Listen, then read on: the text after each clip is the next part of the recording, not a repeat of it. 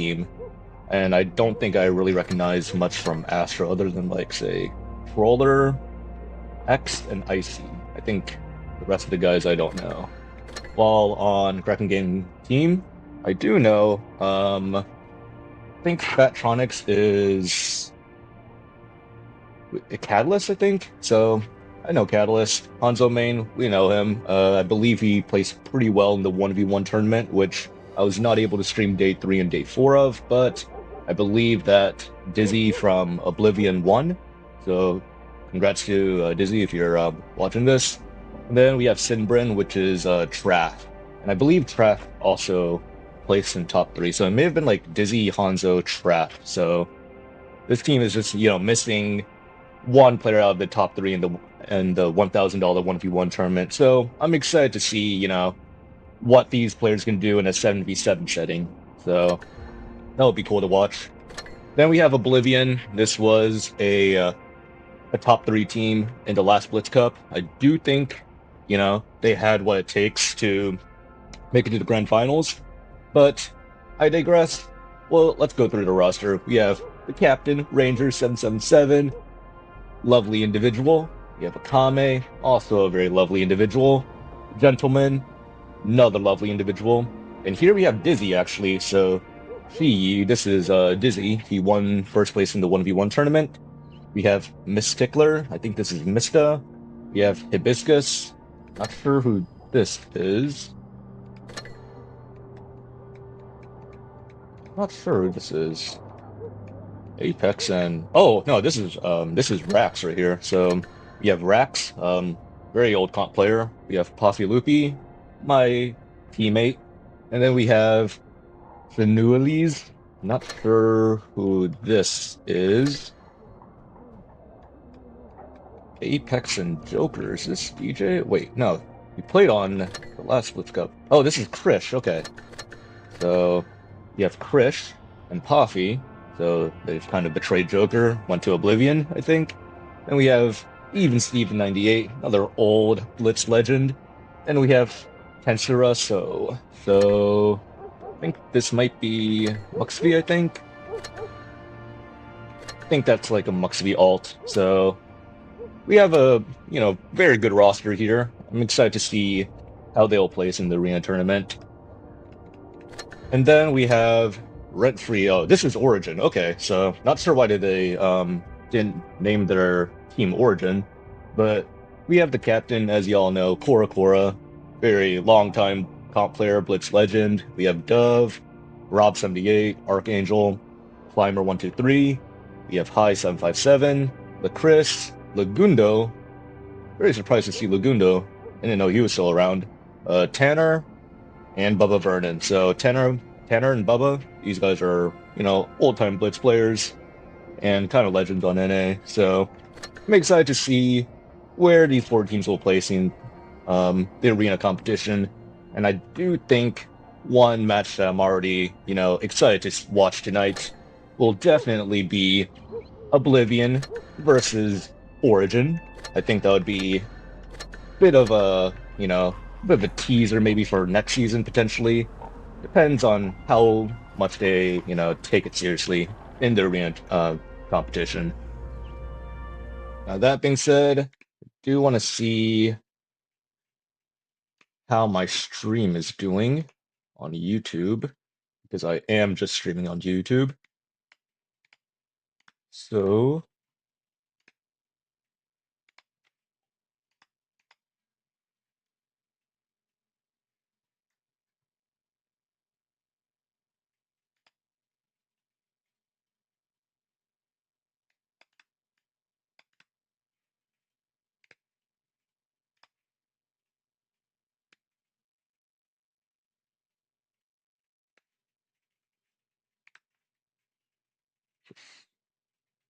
all right. So,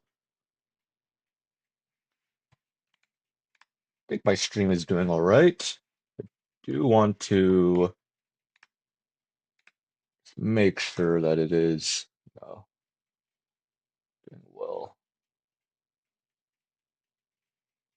I'm not sure why it isn't live. as of right now. Okay, hopefully it should be live in about, a couple more minutes, but there's a bit of a 5 minute delay from when I'm talking and when y'all will see the broadcast go live. So,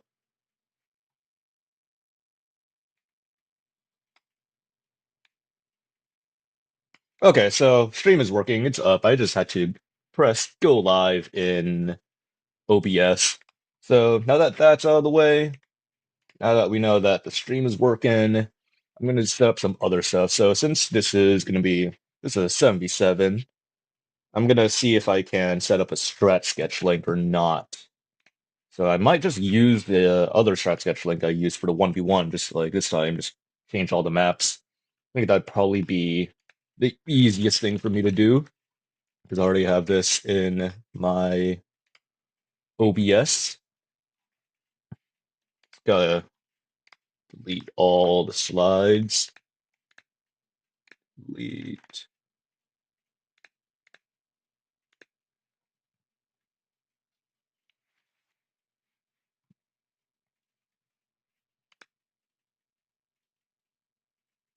See if this shows up.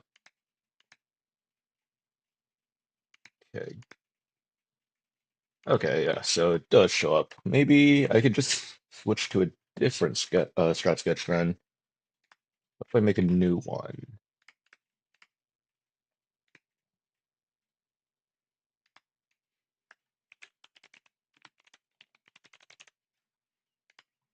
Okay, see if this works. Awesome, it does work. Okay, so the strat sketch will be ready for when I need it. In the meantime, we do have about, I would presume, 20 or so minutes until the games go back up. Or rather, when the games start. Let me just check out the matches first. So we have Astro versus Kraken Gang team at 8 p.m., which I'm gonna guess that's I'm on the East Coast, so this should be like 9 p.m. for me. So yeah, I think it'll be within like 20 minutes. So in the meantime, let's do some gameplay real quick, get a little bit of time.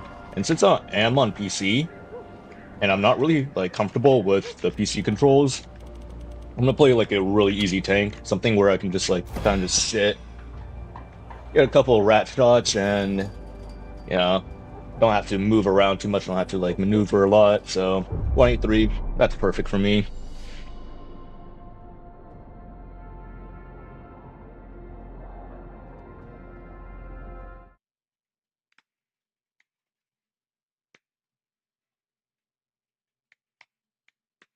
Alright. So Wintermell, I actually don't really see this map a lot in pubs for some reason. I played it, or I did a session last night on my Twitch, and I only had this map I think once. Kind of surprising, but also there's a lot of maps in the rotation now. A lot of good maps and a lot of maps I don't particularly enjoy. Wintermell, yeah, it's an average map in my opinion. I wish there was just like maybe a bit bigger, maybe like something kind of reminiscent of the old OG Wintermell. I do really like old Wintermell compared to, say, this Wintermell. I feel like fighting for C and fighting for the high ground is always pretty fun, and then you always have the opportunity to do low ground shenanigans on A.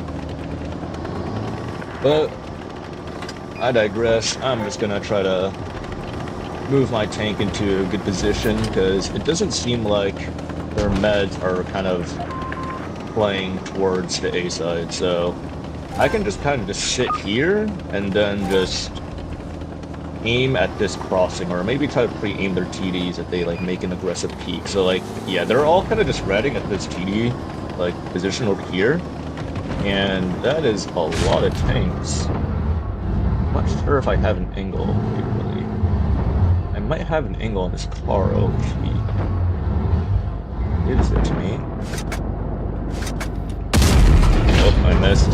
So, yeah, my PC mechanics are pretty buns, but hopefully if I do enough of these tournament streams, I will get used to having to play on PC, so hopefully I'll be able to make up for the mechanics in due time. But for now, you're gonna have to watch a bit of bad gameplay, I'd say, by my standards at least. Okay, we hit a shot. I'm pretty happy about that, actually. Go. So, I guess my next target is gonna be probably this E5, but seeing how fast this enemy team died, it's only 2 minutes and everybody's like almost dead. I have a feeling I'm probably just gonna get one more shot of damage if I get another shot. I'm just gonna pop the adrenaline real quick. Just drive straight for this E5, because that's where all the HP is. Now, unfortunately, I do think I'm not gonna get there in time. Never mind, I do get there in time for one more shot, so bit of a stinky game. But good enough, good enough.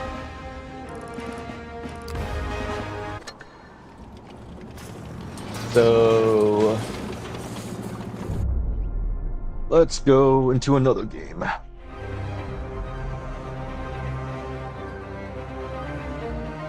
But speaking of a map that I kind of don't really like in rotation, Falls Creek, I think there was like 1 or 2 updates where Falls Creek just wasn't in the game because they took it out of rotation, and that was probably like one of the funner times for me in pubs. Main reason why I don't like Falls Creek is, one, people just camp on both sides of the map. Like, people, like, heavies will not push, or they'll push and die, and then get med side. If you lose the med side, you just lose the game, like, period. As soon as you start getting crossfired from the med side, it is just over.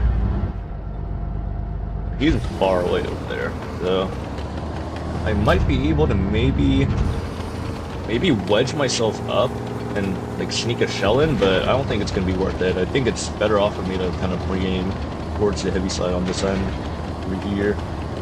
And unfortunately, my heavies aren't really playing a bit up, so if I kind of peek this alone or peek too far forwards, I will kind of get clapped. So I'll try my best not to get nuked off rip. And also, just taking a look at the YouTube chat. Hello 34, hello Troller, and hello Mizuhara. Glad to see you guys here. Happy for you guys to show up and chat. Unfortunately, it is a bit of a camp fest. Somehow our 1E3 does get let down to a one shot, which I find very surprising. And this E6 is making a bit of an aggressive play. Hopefully I do not get proxy spotted by him. Otherwise it would be a bit bad for me, because I don't know what they have on this side. And it does look like they have a Hori and a T100 on this side over here, so part of me just kind of wants to play up and try to get maybe one sneaky shot on this Hori or T100, because I'm kind of useless on that side, right? Like, I don't really have much options, and fortunately the T100 does kind of move out of the position a bit. I do want to not get spotted by him, and I believe the winning play for our team here is if we can somehow kill this 57 on the med side while our team on this side kind of holds. Holy buns, I am not good on PC at all. Holy. So I'm just trying to make sure I don't get shot by this Hori, because he's holding a bit of a rat crossfire on me. And thankfully he does get shot for it, so that's pretty good. Meantime though, I do want to push this E3, considering, you know.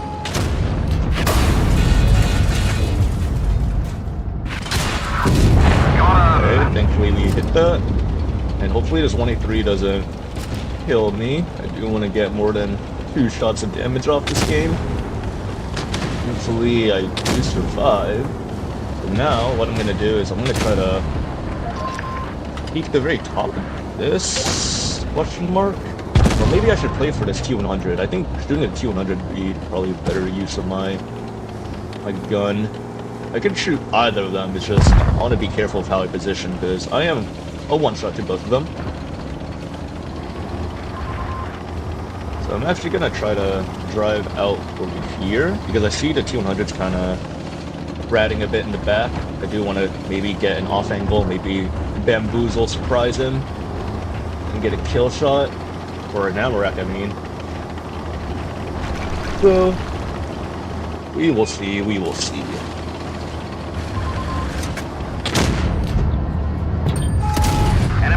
I'm not risking the HC on PC. I know my mechanics are not that good for that. At least on PC. If that was mobile, I hit that shot 10 times out of 10. And hello, Krish. Hello, Rangers. So, I am excited to see y'all play tonight. I am rooting for, you know, the team I was on for a short period of time. Nah, I shouldn't say that. I will root for, you know, the best gameplay tonight. So, may the best win in the arena competition. So in terms of time, I do have about 12 more minutes till 9 Eastern, so we'll run one more game.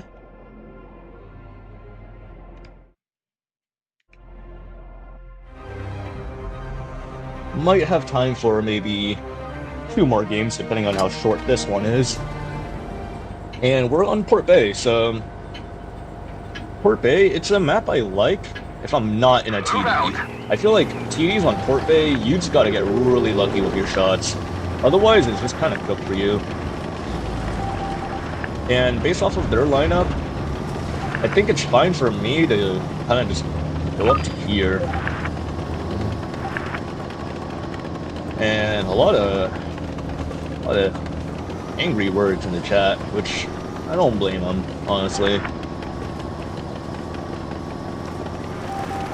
The light tank knows that he has, you know, priority on his side. He can just, like, go to the corner and just be kind of invincible over there. But unfortunately for me, I kind of want to just go down and maybe look for crossfire, but it doesn't seem like there's very much on this side here.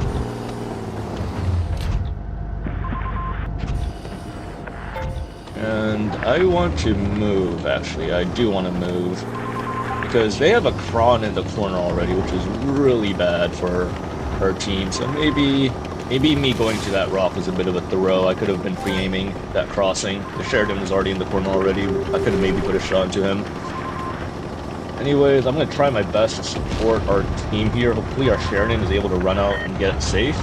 Otherwise, it's going to be a very difficult game for us in terms of trying to win. So they have a grill in the corner, which is not that good because it has pretty good DPM, pretty good gun. It could just have absolutely bully us.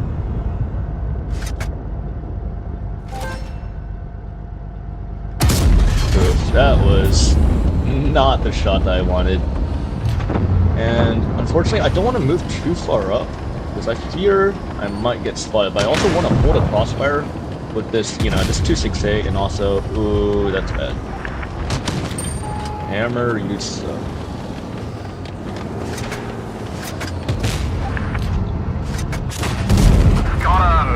Thankfully, I do get the kill on that 103, but I don't think that's going to be enough, yeah.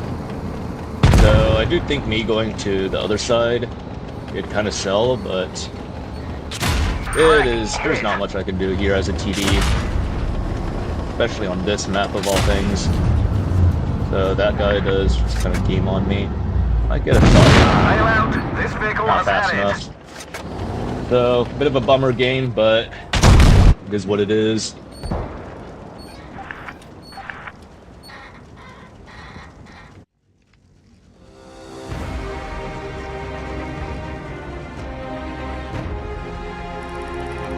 Holy buns. I suck. Well, to be fair, I did more than 2 guys on the team, which is a bit surprising. But I can't end off on that. I gotta at least get, you know, 3 shots of damage. My 183. I'm gonna be facing Origin player on the enemy's team. Hopefully I have a good spawn of Castilla, just to make life a bit easier for me. And I do have the good spawn, which is excellent. So I'm gonna try to play for A side because what I feel like happens a lot of pubs on Castilla is if you have like a smart enemy player and they're playing a heavy and they have the stealth spawn on Castilla, they're just gonna try to go to like the A side, try to play for the Castilla over here, and try to win the top of the map, essentially. And it's a very strong play, I'd say. It can win you games, but when you're facing it, it is a bit annoying. So I do want to try to get into a bit of an advanced position. Hopefully I don't get spotted by the light tank or anything. I'm not sure why I'm so slow trying to cross up to the top of the hill. But thankfully the Sheridan isn't spotting too aggressively, so I do think I can cross all the way up to the top and then hold a bit of a crazy position. But I will have shots on pretty much everything on the map, as long as I just get up here. That's the hardest part. I was a bit slow in terms of my driving. And our E6 is getting just hard pressured from A, so it seems like the majority of the enemy team is playing, you know, they're playing A, and I do have shots on this NC as long as he just gives it to me. Enemy armor is hit. Bring up the lead like that a bit. Not, I'm gonna try to climb up here. Because climbing up here is, you know, it's a priority. As long as I can hold the very top of the hill, I will be, you know, in a very good position to help out my team. Now, I really want to greed and go for the shot on this E6, because... Ooh, wait, hang on. I should have shot at you there. That was very greedy from me. Very greedy from me. But this is actually really bad for me now, because I don't have anything spotting. And the rest of my team is kind of just, you know, not really playing to my right side, so... It might be kind of over already. I do wish I shot AB there against that one guy. Maybe me holding this angle right here is good. Nope, not. Nah. Yeah, that's not good. Not good at all. Tracks is damaged. Bot dead. Well, I do get spotted back here, which is not great. So I do know that there's something there. It's probably going to be like a Sheridan, I would assume, just off of the alpha damage that shot me and how I did get spotted.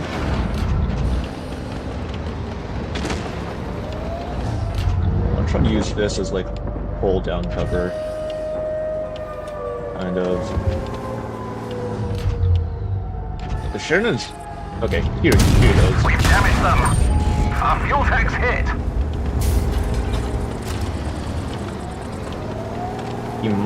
He will get another shot off on me, actually. I'm gonna try to... Our fuel tank's been hit. maybe kill him. Track hit. Oh my goodness, I am terrible on This PC. vehicle has had it. So... unfortunately, my team was kind of goofy.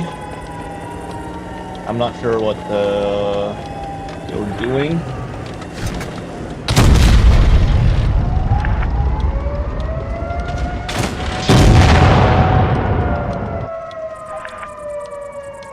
But, I mean, at least I did, like, maybe 2k damage for around there. Yeah, 2k. Which is acceptable for me, considering I'm on a platform I do not enjoy. Thankfully, we will be watching here Oblivion versus Origin as our first set, which I'm very excited about. I think this is the more exciting set to watch. Not trying to, you know, diss 322 or Troller's team by any means. I just think that this matchup is, you know, there's a bit more, like, you know, more on the line, I'd say. So, we're going to see Normandy. Oblivion's going to be on the south spawn. And something that I do want to maybe do real quick is the strat sketch. So, let me stop showing PC and show strat sketch. So, we're going to go to Normandy. So, Normandy, what we typically see happens is tanks will try to fast cap, the close cap on the top side, and then you might see some rotation play trying to maybe go for a cap play on A, and then try to force the enemy team to push into you. Because what happens is because Normandy is such a large map, and because there's so much ground to cover and so many angles of crossfire, having cap advantage on Normandy is very advantageous. So a couple of dug-in positions to kind of note on Normandy would be, say, the opposing top houses. So these houses are kind of difficult to push. You of course have kind of these buildings that kind of cover the cap. You of course have the opposing bunkers. Oops, this guy should not be red. And have the opposing bunkers. And then of course you have this position you can actually get into alone on the north side, but on the south side, you actually need a boost in order to get to the opposing bunker. So I'd say in terms of trying to defend A, if you north side is a bit easier just if you want to play it for this bunker, but what south side has is actually this insane boost up here. I actually went up here in a pub game yesterday, and unfortunately it didn't really work out too well because my team died really quickly. But a light tank, you can get up here, and as long as you don't have anything, playing on the beach to try to spot you, you could just get permanent resets on A. And I'm not sure if we're gonna really see any of this, today in this matchup, but I do just want to point out some generally good map positions and maybe some rotation ideas. So typically, if you are able to get the cap advantage on either side, look at how much ground you kind of have to, force your enemy to push out of. This is you're just giving up a lot of ground, a lot of good positions, and trying to push into again these dug-in positions I've shown on the north side. So Normandy, it's a really good map, I'd say, in comp, and the games are starting. So I do want to show this. So we have 5 116s, RHM, and a Super Conk on Origin side, while we have more hold-down tanks, I'd say. So more Super Conks and a Kronbong on the side of Let's get this show on the road. On the side of Oblivion. Sorry, I'm trying to figure out the spec settings, so not really comfortable with the free cam yet. So hopefully I'm not gonna be too terrible at this. But we do see Oblivion generally trying to go for the fast cap on their close cap with 4 tanks. Ranger does eat 1 shot from what I would presume to be the RHM. And then we do see the RHM on the enemy team or on the side of Origin go for the bunker.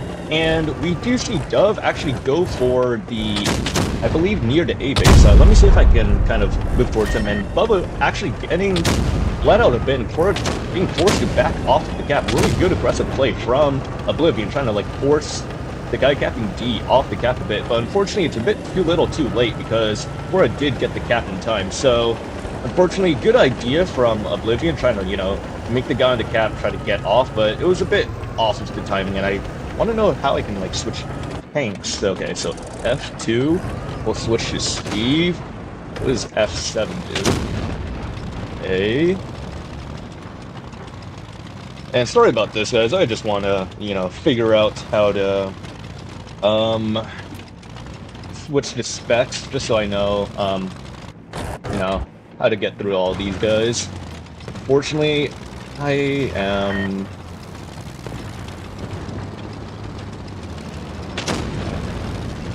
not really getting a hang of the controls, but we do see Rob play very far up on the A cap, and he is getting pressured a bit. Ranger kind of backing up in a very odd way, but he is able to just put a lot of reset shots into Rob, and we do see as well with Gentleman at the bunker, he is able to just punish Rob completely. Rob losing over 1,000 points of HP for this A attempt and this move up on the A cap, and Oblivion are just ready for it, right?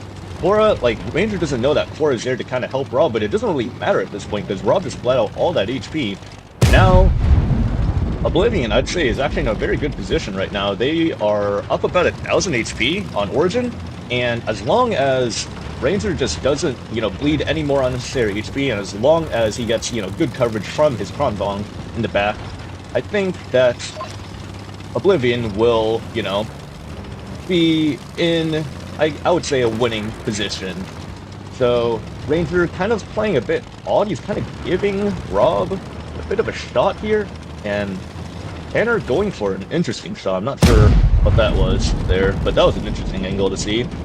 So, right now, I think Oblivion knows where every single tank is. Really good shot from Akami, actually. Let's watch Akami. Akami was able to get a really good shot onto the drive wheel of Fora, and on the top side of things. So, Oblivion, they have a really, I'd say, a decent hold. They have the light tank in the corner, the Super Conk in a forwards position, ready to spot anything that might try to push up on the top side by the Origin team. And this Super Conk, even though he is a bit forwards, he is very safe, because what he can do is he can just back up, and then he can just move to this rock right here, kind of hide behind it in case he does get pushed by a lot. He does have the time to back up. And then, in the meantime, I do want to, try to fly around the map, get used to these controls, and it's a bit of a very slow game on the side of Origin. They're just slowly bleeding more HP. So before, I mentioned that Oblivion was up by 1,000 HP, and now they're up by almost 2,000 HP. So let's go watch Ranger. He's kind of just holding this side all on his own. He has called for a Gentleman in the Kron to rotate up top and then have Dizzy take his position in the bunker. And I do think that this play is good, and I really want to see what is going on the beach right now. So we look carefully on the beach. We do see Bubba trying to take a bit of an advanced position, try to sneak up and shoot Ranger. But unfortunately, Dizzy does spot this in time, but it might not be enough, actually. Bubba is just going to try to push Ranger and then just get some free shells into the rear of Ranger. This is a really good play from Origin, but unfortunately, I think Ranger just, is aware that he's able to drive up into a position where he isn't going to get punished for it. But if you're Origin, this is, it's a bit ambitious. You're kind of taking two tanks out of the fight, and they are making a move into the middle of the bowl. So this is actually, I think, a really good play from Oblivion, because what they could do is they could just try to drive and bomb Dove, Rob, and Tanner. But unfortunately, they seem to be a bit stuck in the bowl, so I do want to see what is going on in the bowl over here. So they've kind of moved into this position, and they're just staying here, and I don't really agree with that play. I think you guys should be trying to push out, try to try to win your brawl on this side, because what's going to happen is that slowly your team on the other side of the map is going to die. But actually, I do think that maybe Oblivion has a chance to win this, but it's going to be really tough because Akami is going to be, going to die. Ranger just fell, and then even though Rob might have fallen, Oblivion's just going to trade effectively 2-for-1, and unfortunately, they do trade 2-for-1, except Tanner does fall in the middle over here. So, the guys in the bowl do eventually make their push, which was the right play, but I do think it was just a bit too little, too late. And we take a look at the HP, even though Oblivion was out-trading, out-bleeding Origin, they did lose her 2,000 HP lead, and I do think that was a bit of a mistake. They should have, taken the advantage, but it isn't over for Oblivion yet. They do have a light tank who's just farming the rears of the of Origin heavy tanks, and it does look like, this is now a 5v3, so I kind of ate my own words. I thought maybe Oblivion would have lost this game just because the guys in the bowl were playing really, really passive. But it seems like maybe just the HP diff and the HP bleed that they got, and having those two tanks do that beach play, maybe that just won them the game. So, well played from Oblivion, I'd say. I'm not really sure what happened with the bowl there, but they were able to just isolate and pick up a kill on Tanner really, really quickly. So, well played from them. Good job. And let's take a look at the damage spread. So, Tanner kind of getting just caught out and just killed, only doing 2 shots of damage despite shooting 13 shells. And honestly, I don't really blame Tanner in this circumstance, because 116 is just the meta tank now. I'm sure he's taking a break from the game. He doesn't, know how to pen the tank. So don't blame him too much on that. And then Ranger, he was the first to fall on the A side, and he did a decent job. He defended A, he bought time for his team, for the guys on the ball to make their play and win. So I think that was pretty good. Like, even though he died first, he did his, minimum 1 clip of damage off.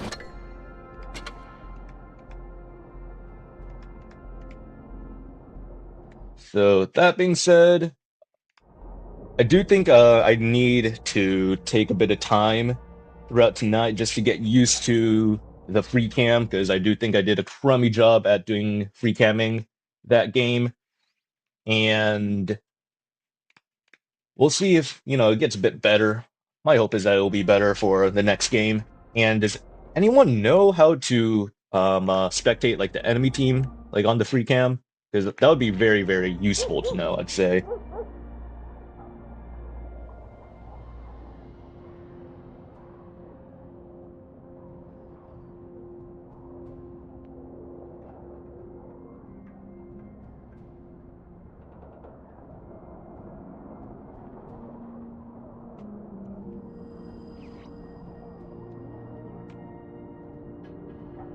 So this time we're gonna see more 5116's double LT from Origin versus 5116 one S-Conk and one single LT from the side of Oblivion. So maybe we might see double LTs from Origin go into the near cap, or we might see, them try to split up their vision, try to go for opposite corners. In the meantime, I do want to see where Dizzy is heading, so let us go up and up.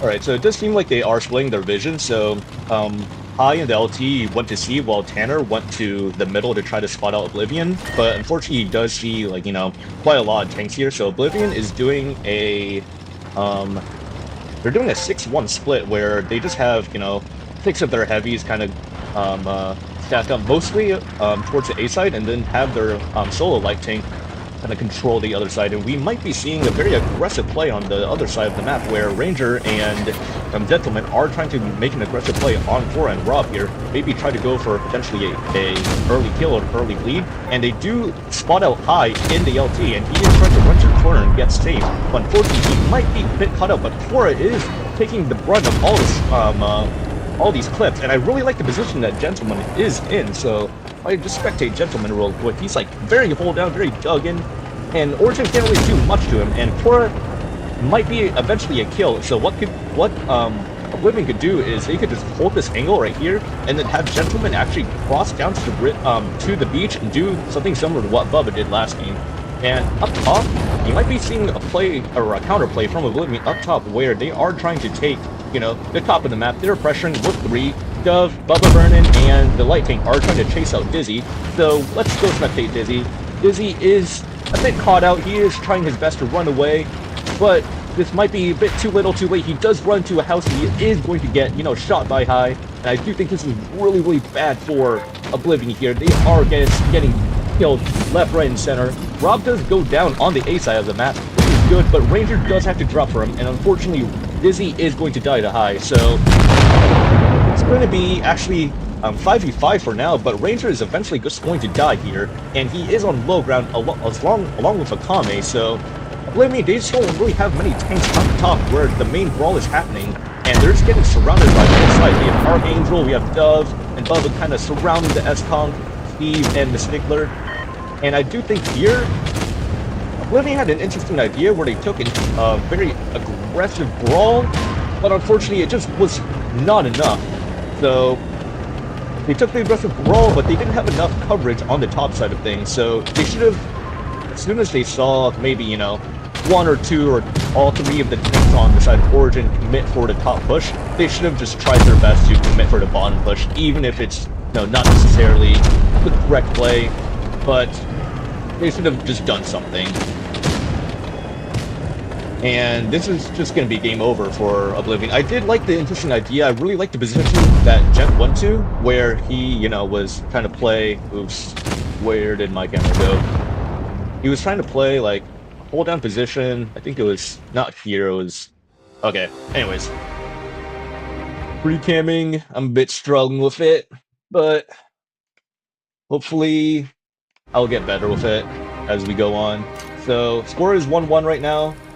Dizzy does get caught out by the counter push from Origin on the top side, which I do think was the correct play there, because what happened was Origin had a really strong hold on the A side. So I'm actually going to bite my own words where I said maybe Oblivion should have done something. I think they just pushed into a really hard setup to try to kill, and as soon as the light tank got caught out, it was just game over for them because they lose the top side and then they're going to get surrounded and crossfire to death.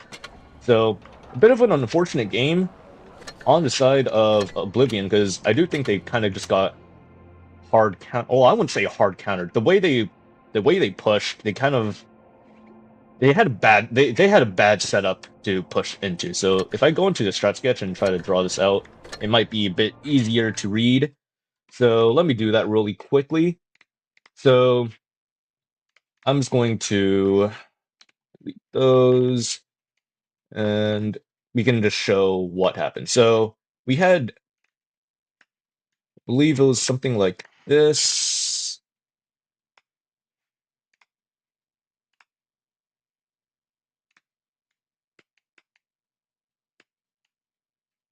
And then a light tank.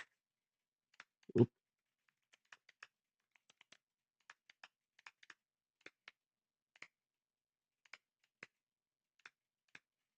So we had some setup like this, and then Origin had tanks kind of set up like one here. This color should be green here.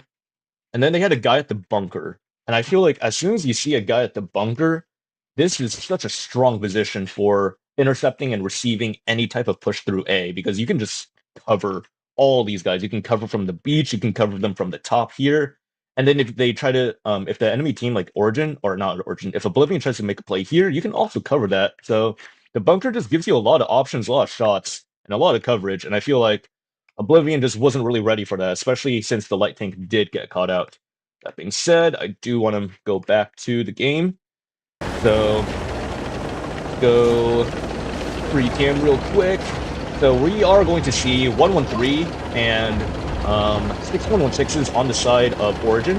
And 113 on Dynasty's Pearl is very suggestive of a C-Brawl. So I think if Oblivion is aware of this and they do read the lineup very well, they should know that all of Origin is going to the C side, and that's exactly what they do. They spot, Dizzy is able to spot out majority of the Origin takes, and they are going for an immediate push on Korokoro over here, which I do think is a good play if they commit to it, because if they do commit to it, they will just have effectively a free kill, and Origin is going to have to push into a Dug and Akame, and Jet Tillman needs some more, help on this side, because if he doesn't get more help on this side, they might just, they might just turn this into a stalemate and lose their advantage, and instead, Origin is actually going to take the initiative on a Dug and Akame over here. So they do find the isolation on Akame, but unfortunately he is being covered by Mystickler and Ranger, so they do have good coverage over him, but they need to do a better job at covering him. They cannot be bouncing all these shots, and eventually, Akame is just going to be a free kill, and Steve, he's taking a bit of a long rotation back, and I don't really agree with this play. I think you should just try to help re-push this side over here, because your M4 is making a play through B, so you guys need to re-push this side, and I think Steve just taking a bit of a long rotation isn't really, the best play here, but they are trying to pinch out Korra, and even if the M4 over here, Tensor Rao, does die, Korra will be traded out for him, and then slowly, these three tanks are just going to work their magic on Bubba, so actually, Tanner is going to try to go in and try to get the kill on the M4, but on the other side of things, we do have a counter push on the side of Oblivion into the Origin tank, so they are able to kill Archangel, who I believe is dead over here, and now they can pick up a quick kill on Dove. And then the next focus fire is probably going to be Rob or High. I would argue it'd be Rob, just because he's kind of sitting out in the open, and Oblivion, they are one tank up, is now at 5v3, and, or not one tank up, they're 1k HP up, but it is 5v3, they have more guns, and this should be a very quick win for Oblivion. I really like the play that they did, where they went across the B-cap, but I really wish that maybe one more tank went with Gentleman and just went for the immediate push on Kora, who was kind of sitting at this position over here. And I think that would have been a very strong play, and it would have been a good response, you know, seeing, you know, the Origin tanks try to go for Akami over here. And eventually they did isolate NPL Kora. I just do think they could have done it much faster. And Steve, I do think he took a bit of a long rotation, which, you know, going for a long rotation in a slower game is the right move. It's just, in that circumstance, you cannot be, you know, doing all of that. You gotta just drive in, especially if you see, one, your M4 make a play through B, which opens up an opportunity for you to just drive in. And then two, if it's going to be, you know, a very close brawl like that where a lot of tanks are low, a lot of tanks, you know, can fall, you just got to get your HP into the game if you have a lot of HP. So going back to the stretch sketch a bit, let me just open up Dynasty real quick. So let's go Dynasty.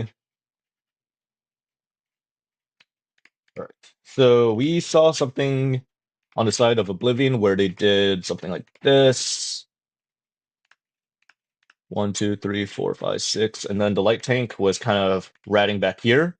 And then we saw on the side of Origin, they had Kora, they had, I think, one guy come back with him, and then they had two guys here, maybe one guy here, one guy here. Something like this. And then there was one guy as well, maybe like here or something like that.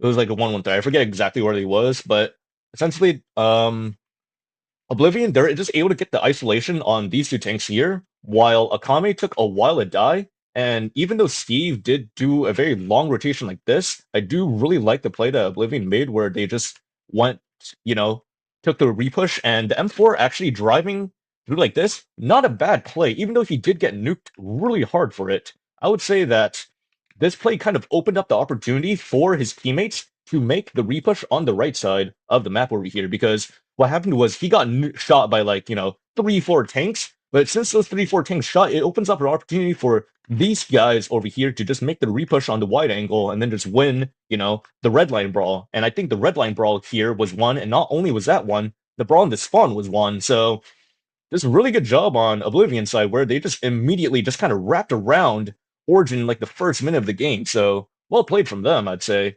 And just getting back to the game, since the next game is starting, we are seeing a Ho-Ri on the side of Origin, so we might see a bit of, you know, potentially a slower game just to maximize the usefulness of the Ho-Ri.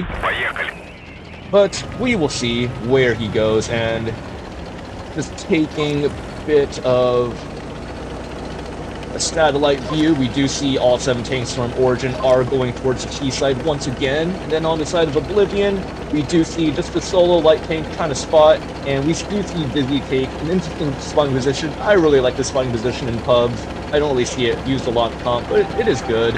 And Kora does put a blind shot into the bush where, you know, a light tank would commonly spot, but Dizzy, you know, he probably expected that, which is why he took the spawning position he did. And Kora does step into the C cap, but Oblivion are triple capping the A base, so they do have the base advantage. And let's see if Oblivion, you know, does another aggressive play and tries to, like, pressure spawn a bit. And I think pressuring spawn, especially if you're playing hard A, it's an option, but it's really hard if the enemy team is set up, which I would argue that Origin, they are kind of set up for it. And the main reason I say that is because if we take a look at where the Ho-Ri is, you know, he's kind of anticipating, you know, something, you know, maybe trying to, like, play down this lane, but we'll see if Ranger can maybe get outspotted, or maybe the Ho-Ri, you know, gets spotted by Ranger, but we'll see. And right now, we see Oblivion just take a bit of a stronghold. Definitely, they're trying to anchor for a Origin repush through their own spawn, while they're looking for angles on the B cap. So both teams are kind of just, you know, passive playing, you know, finding the option, but I do think eventually Origin is going to play for the B cap. We do see 3 tanks stacked up trying to drive into B, but look at all these Oblivion tanks that are in position to just absolutely nuke and reset this. We see the Kronbong, you know, take a good position on the steps, try to reset. Unfortunately, we do see a lot of bounce shots, and Tensora does take a massive minus 800 double tap from the guy tapping B, and unfortunately, I do think Origin isn't going to be able to grab the caps in time, and even though Oblivion had this like crazy setup where, you know, they had a lot of tanks just in the common B reset positions, they just did not connect their shots.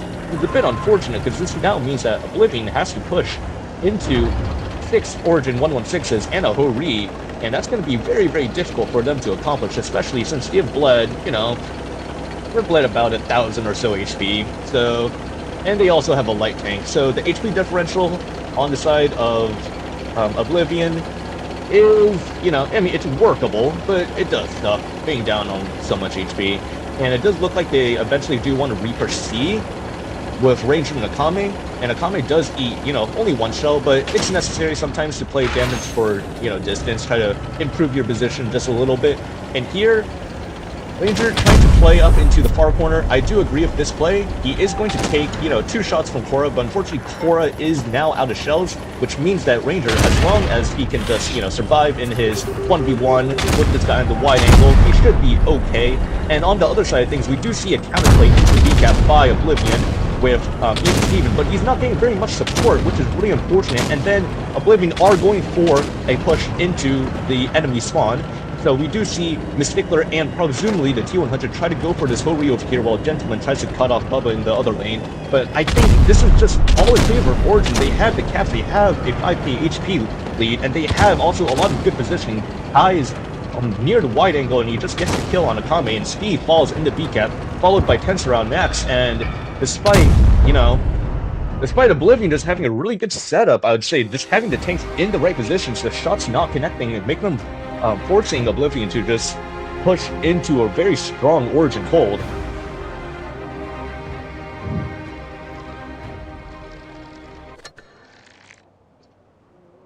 So, very exciting set so far, and I'm glad to see that this this set's gonna go to tiebreaker. So, let me go back to the strat sketch once again. So, this time we saw,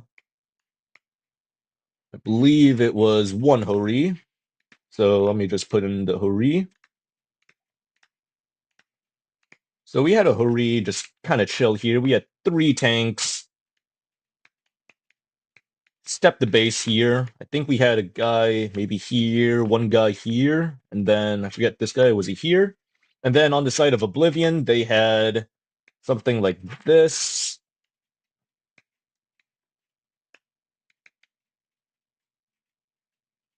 I think he was here, and then the light tank was kind of ratting somewhere. I think he was ratting this position. So this is kind of how they were set up, and you just see, like, you know, all these angles into B, right? Like, and unfortunately, just the shots didn't connect. And then afterwards, they tried to do like a split push back into C-side, but it just wasn't enough, right? Like, all the Origin tanks were kind of set up. I forget exactly how these tanks were stacked, but they tried to do something like, or Oblivion tried to do a play like this, and it just wasn't enough. Like, they were just down on so much HP, and even though they do get, you know, a 2-on-1 isolation on the Hori, if maybe this was the play that they, you know, went for, while the other 2 heavies, like maybe on this side, maybe they consolidate and try to like strong arm the middle, it would have been a bit better. But even then, I still feel like just not getting the B resets when you're set up into positions just sold the game quite a bit. And we're gonna watch the tiebreak on Alpenstat, and we do see 1 LT on each team with 6 116s. So I do want to see, you know, where those LTs are going to go, what vision they can get. So we see Dizzy kind of trying to spot towards the A side, not playing, like, you know, too far aggressive. While on the other side, we do see Tanner try to spot the C side. So Origin, they're going to go for a bit of map control, while Oblivion, they're trying to look for maybe potentially a push, like strong arm in the mid on the C side and try to like push through potentially. And they do get an okay shootout on Bubba Vernon, and they are going for the on the push into the enemy spawn. I do really like this play, because what's going to happen is if you just wait for Origin to kind of take the A side, you will eventually just lose all map positioning. But the timing is a bit bad, because Origin's 116ers that went to A didn't fully commit, and now they can just cross back and reinforce spawn. So Bubba is now in a really safe space, and Akame might be able to like clip him out, and we'll watch Akame what kind of shots he has. If he can get a trap shot on Bubba, that would be huge, but unfortunately he just doesn't. And even though Bubba's getting a lot of shots, he's not getting penetrated. So Bubba is actually very safe, and now Rob, Dove, and Cora, they have the potential to just maybe just counter push this, as if they can look for the shots on Steve and Ranger and try to outbleed them. And I eventually do think that this is going to be a very strong play for them, especially since Steve is just getting crossfired to death. Where is he getting shot from? He's getting shot from B, he's getting shot from the guys in Spawn and Bubba, and this is actually not that good for Oblivion. I think they're just going to lose this game. They're down to 3k HP already, 2k HP actually, and they're going for the kill on Bubba. Really good play, eventually going for that kill and that push. But they may have just bled a bit too much HP, and they're going for the isolation on Cora, not actually ignoring his two 116s in the far lane. And I do think that this play might be, you know, it could be good, but again, the 116s, they are just going to try to kill Akame and Ranger on the outside lane. But actually, yo, what is Senadunu doing? What is this guy doing? He's crawling up the rear of Rob and the guys in the far lane, and this is actually, you know, potentially really good for Oblivion, because now they're just gonna kill Rob, they're gonna kill Dove, and they're gonna kill the red lane brawl, and they're gonna force the rest of the Origin team to try to push into spawn, and then Origin doesn't have any more crossfire if they do that. So I think Oblivion might actually have a really good chance of winning this game. It is, you know, 5 versus 4 right now, and if they can kill Dove, if they can try to do their best to HP share and make sure that Hai cannot, you know, be useful at all, they do have a chance. Unfortunately, it is not possible. Hai does get, you know, he does have a good crossfire, and so does Archangel. I didn't even see Archangel, actually. So Archangel, really good position that he is in. He's just able to kind of crossfire up this spawn brawl, and even though it is 3v3, I do think just the HP lead on the side of Origin is going to do really well for them here in the end game. And Tanner, he's a one-shot. He did win the 1v1 against Dizzy, so good job on him. But getting triple caps, it might not be enough. Ranger will die to Archangel. Gent will be next because he is in crossfire. But this is going to be an Origin game, in my opinion. You have triple caps. They don't have the HP lead, but they do have the gun advantage. And in this circumstance, because Gentleman is back between two guns, oh, that one bounce kill shot, he needed to pen that. If he maybe penned that, he might have had a chance to, you know, try to win two 1v1s, essentially. So 1v1 against Hai, 1v1 against Archangel. But the cats, man, the cats are some massive problem. Tanner's gonna make the right play, you know, play it safe, doesn't need to do anything, and Origin just wins that game.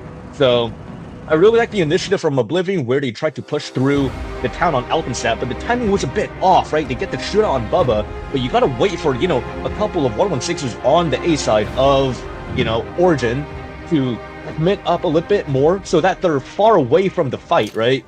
Because let me try to go on the stretch sketch and draw what I'm trying to say, because that'd be a lot easier than trying to yap and yap and yap. So what happened was we saw two Origin tanks go this way. We had Bubba and the LT kind of go this way, and then I forget where the other tanks were. Maybe they were like here. I'll just put like tanks where I think they kind of were. And then on the side of Oblivion, we saw 1, 2, 3, 4, 5, 6, and then we saw 7 over here. And they tried to go for a quick shootout on Bubba, who was peeking. They only got one shot off, but Bubba, what he was able to do was he was able to just back out all the way into safety. He got all the way back to this house before he even died. And I think maybe if Oblivion was able to just commit to the push and try to kill Bubba before he's able to even do that. So I think the most forwards 116 on the side of Oblivion was Akame. If Akame maybe had like, you know, 1 or 2 more guys with him, while Bubba was trying to back up around the corner of the house, I think Bubba would just die and Oblivion would have had a better chance of winning that game. I'm not sure what happened in the Light Tank 1v1, but Tanner winning that was really huge because what happened was as soon as Oblivion started, you know, making the like play towards spawn with like say, I think it was like 3 tanks here, maybe like tanks like around here, this location. I forget where the rest of the living tanks is. I was focused mainly on the spawn brawl because I believe that's where most of the action happened. We saw, you know, a bit of reinforcement. One guy went through B for crossfire, which I think was an incredible play because what happens is if you have a guy try to play for a bit of crossfire through B, you not only do you have this angle, right? You're forcing the guys to, kind of panic here because they could either drive forwards and then get shot by 3, or they could get back up and get shot by 1.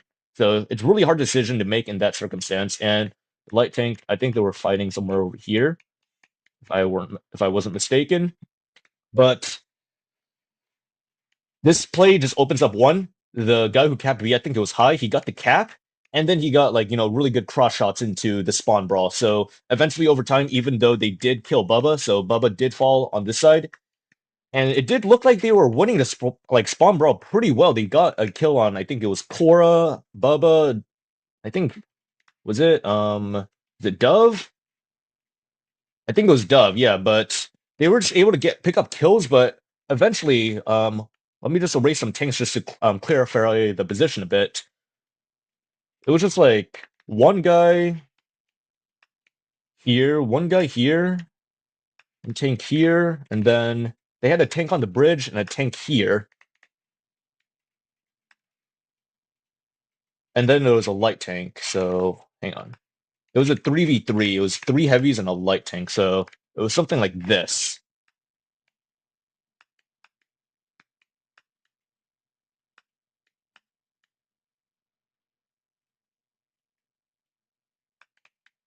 I'm forgetting exactly where the positions were, but I really like the play where 116 was just chilling on the bridge, just cross-firing out the brawl, and then when it got to like the 3v3, I think it was, I'm trying to remember exactly what the tank distribution was in the game.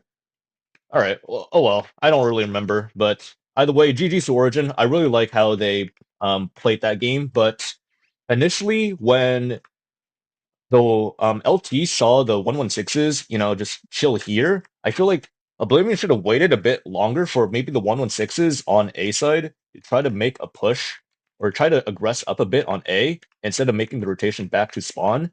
So if these guys, instead of going back to spawn like this to try to help out the spawn brawl, if the Oblivion Light Tank, if Dizzy maybe spotted, one of them or 2 of them try to go past A or something, then I think the play into the enemy spawn from Oblivion would have been absolutely dominant, because then Origin wouldn't have the tanks to reinforce the spawn brawl, and then they wouldn't have. Oh, they would have eventually B crossfire, because what would happen is as soon as these guys on A see a lot of tanks, YOLOing this side, they're just going to divert, go B, try to crossfire this out, and then maybe crawl up the rear of the Oblivion tanks that are making that push.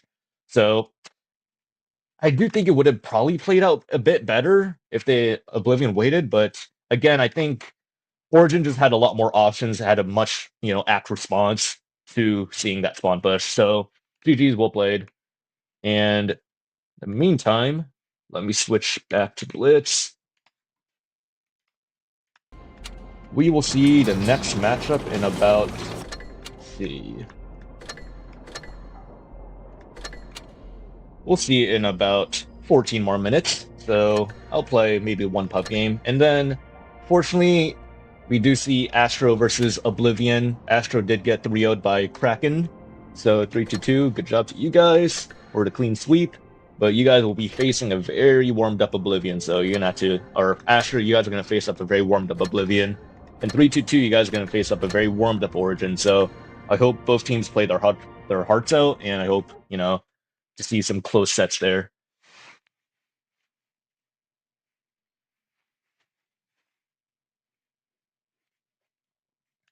So, in the meantime, let's play some pubs. I do want to redeem myself a little bit in the 183. I feel like I've had some pretty stinky games. But, let's go, let's have some fun.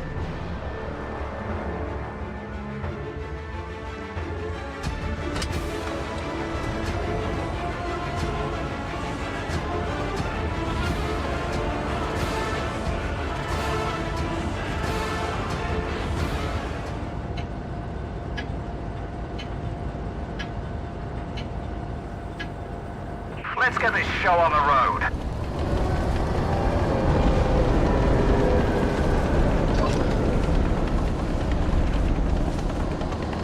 So we're on Mullen, and we got couple meds that want to go A, which is good for me because I like shooting enemy mediums on A. I also like this spot right here. I do think, you know, a lot of people tend to camp in this position, but can't beat them, join them. I'm actually gonna go for a quick blind shot here.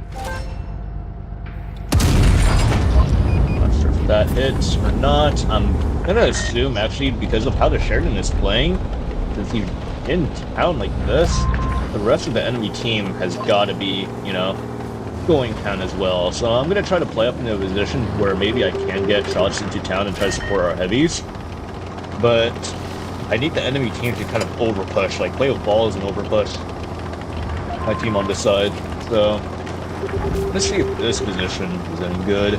Literally a corner of the map, but it is elevated to maybe have some shots here, which could be really good for me. I do get a good shot on that IS-7, so that's great so far. Maybe I could get another shell off. If I can kill that Sheridan, that'd be huge, but I don't think he's going to give me that option. And I'm going to wait for... Ooh, no, I have to go for this Sheridan right here. I'm not sure where that went, but that's okay. I should be safe back here, it's just... I want to kill their mobility, because their mobility is what's, you know, presumably going to spot me at some point. So... Caro, I do think I'm going to try to go for the kill on the Caro. Hopefully the gun does behave this time. It does. Alright, so that's pretty good. And I can... I can shoot the rear of the E100, so I have some elite crossfire here, which is pretty good. So I'm just going to bide my time, you know? Play for reload, and then get some nasty crossfire into this E100. So, 1100, not the best roll in the world, but I'll take it. I've been doing, like, you know, 1100 in these pub games because I am not the best on PC right now. So, get some more shots. This E100, fortunately, isn't the most aware player, so I will get another shot into him.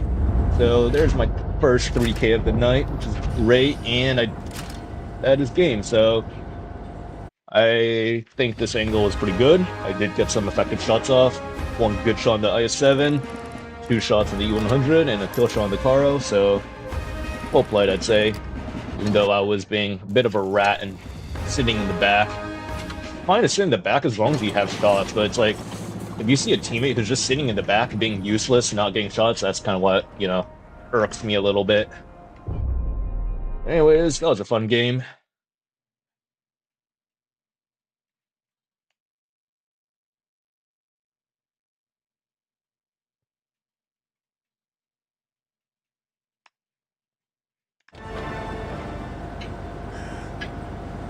Alright, so we have Dead Rail.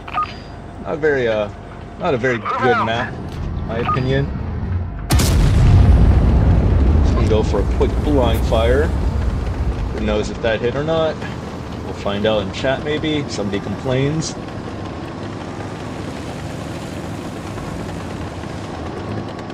In the meantime, I'm just gonna try to get into bit of a rat position, try to get an early shot off on maybe a peeking heavy or something. I could maybe have shot the 200 if I peeked from this bush here, because I would have had a better line of sight here. But anyways,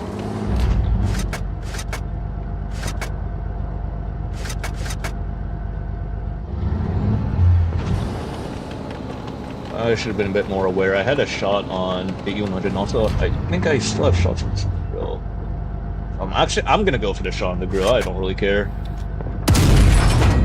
Fortunately, that does miss. I see the shell mark kind of donk into the dirt in the back, but I'm going to line up a shot on this 7 heavy, so please stays there for another 6 seconds, right?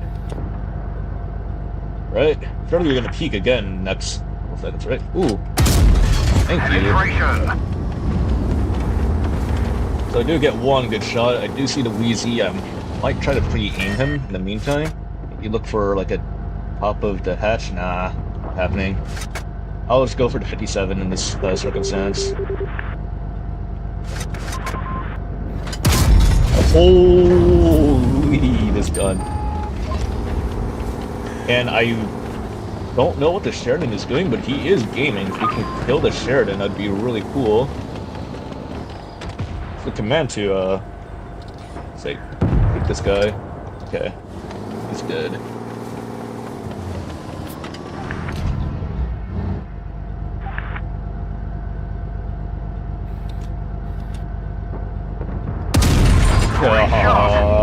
Dog, what is that? That's just a 183 gun for you. You can fully aim in and it'll still miss. Or not miss, it'll just bounce. Come on. Redemption time. Okay, awesome. So, I think we're in a good position for this game. The enemy heavies are kind of boxing themselves in. As long as our E4 doesn't die, we should just have every single one of these things in crossfire. So I'm gonna go for potentially the Gamer HE shot on this guy. Oh, I'm gonna wait. I'm not gonna waste the shell on that guy. I'm gonna wait for the Wheezy. I know he is there. I just need to wait for him to get spotted. Come on, NC, go spot the Wheezy. Awesome. Enemy armor is hit. Oh well. Last guy, I'm just gonna preemptively aim at the last guy. He is kind of sitting back here. I hope maybe one of our team might spot him. Or I'll just go for it. I do see something, you know, hit the dirt, like the mountains back, like in the back, so that didn't hit, but fortunately I should have reload for maybe another shell, in case he does get spotted. So I'll just wait, be patient.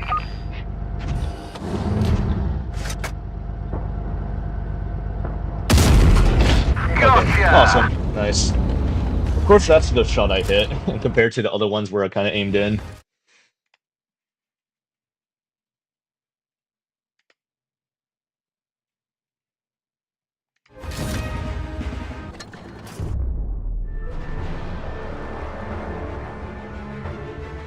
So, I am on Vineyards. I hope I have the south spawn of Vineyards, because I do not really like the north spawn of Vineyards that much. Thankfully, I am on the south spawn of Vineyards. Move out. So I should be able to kind of just chill by the B cap and get some shots in. Another angle I like playing is like the entrance towards town, where you can kind of get crossfire into like the middle, but I like playing there like in a different TD, not 183. So thankfully our Sheridan's playing for the runes, which is the correct play.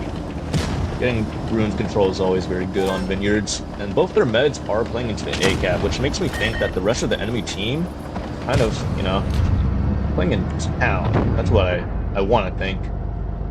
Ooh, I need this guy to keep spotting, so if this guy stays there and keeps spotting, that would be really nice for me in case, you know, you see a light crosser. Unfortunately, I'm not going to see that. So, oh, I have a shot here. I had a shot here on this guy. If I drive forwards, I'll have the shot 100%. And the enemy team is taking double caps, which, you know, good initiative on them. But our team kind of needs to make a play here. This guy gonna cross all the way. Nice, the track shot. That guy should be dead. Nice. Okay, so even though the enemy team has C, we do have 2 more kills lined up on this side, really. I just need to kind of play up, try to get an angle on this 183. Ideally, ooh, the TP is gonna be... Actually, no, he's not.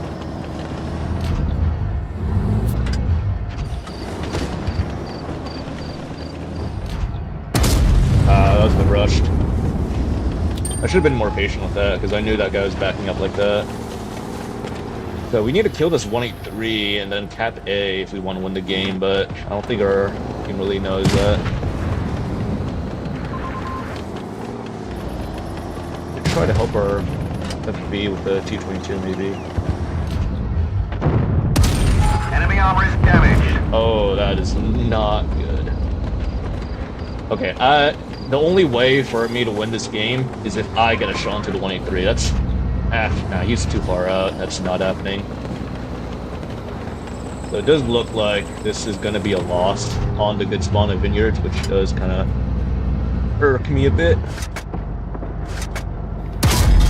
Man, I mean, I went for it. I just want our team to move up on that side, but it's just not going to happen. We're just going to lose. It's a bit unfortunate because we did have a good spawn.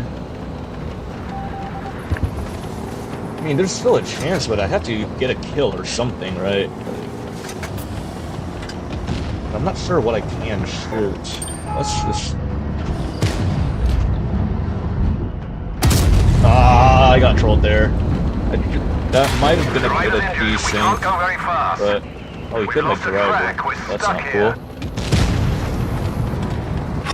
Track hit. Our fuel tank's been hit. While on tracks, gotcha! I bought my team a bit more time, but they're not capping A, and I don't know why they're not capping A. It's a bit unfortunate.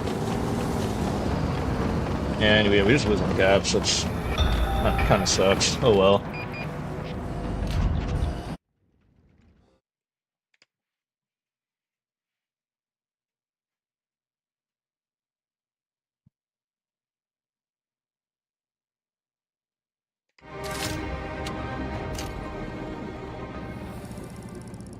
Sheridan kind of took a while to push that 183. This SV dying was really unfortunate. 142 shots, come on. 43%er. 2 shots, okay, come on. I think my team was just a bit... Could have been a bit better of a team, but... We go on next. Wait, oh, shoot, hang on, actually. The room is up. I'm trolling right now. I am absolutely trolling right now. So, we're going to see Port Bay. We got 250Ms and RHM on the side of 322, which I think that's exciting to see. I like seeing, tanks that aren't 116 or, T100 or that kind of stuff. So, seeing 50Ms, nice change of pace. Seeing RHM, also a nice change of pace. We did see an RHM ran by Origin on the first, I think, Normandy game it was, and fortunately, I don't think it worked out particularly well for them, but Origin did end up, bringing it back over on the set, so let's see how these 50Ms and RHMs play against the 116 spam and the T100 spam on the side of Origin.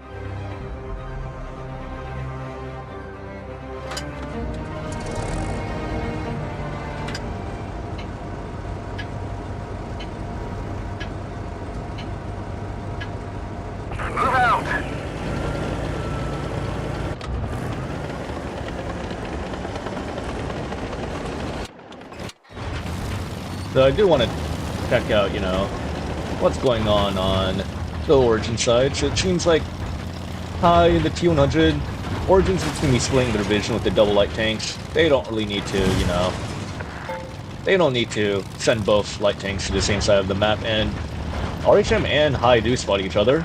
So that is decent information for 322, and they do have the cap initiative, which I do really like from 322, with the RHM immediately stepping a cap and the 50Ms kind of going to the corner. And I really like this very aggressive town maneuver from Origin, where they're already trying to take this pocket of the map. They might get spotted for it, but it's just a really powerful position to take. And the only counter that you have for this position is if you have some tanks where the RHM is, but the RHM alone isn't going to be enough punishment for that position. And we do see Hanzo Main get some really good reset shots into Dove, who is trying to cap the B base. And I think if 322 do consolidate a bit and try to reset Dove and try to kill him, it would be good. But now Origin is going to take the initiative and try to push out the two 322 tanks that are in this kind of dug-in pocket and spawn. And it is 100% the correct play because they are trying to reset B.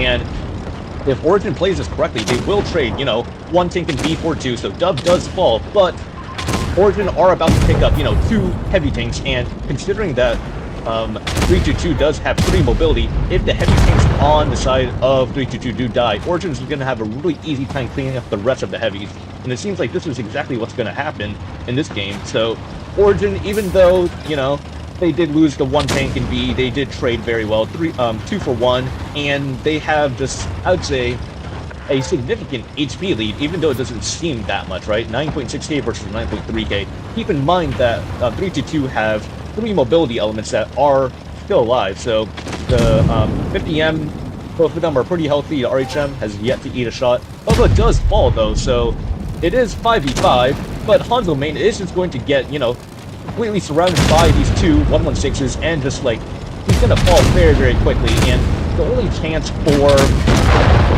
322 in this circumstance is if they just trade out really well, they can kill Rob, and if they can just bleed out more of the 116s and try to take, you know, better angles with this. So they do get the isolation on the T100 from the side of Origin, and this is actually really good play right here. So Michael's ball clutch, and if somehow 322 is able to kill high as well and keep their mobility elements still alive in the game, they might have a chance, but it's going to be really difficult to accomplish this, because Elemental KB is going to be the next, you know, in focus right. He's going to be the next kill for Origin, and I really like the maneuver that Cora is doing. He's trying to get to his light tank as fast as possible so that he can help and, you know, keep the light tank alive.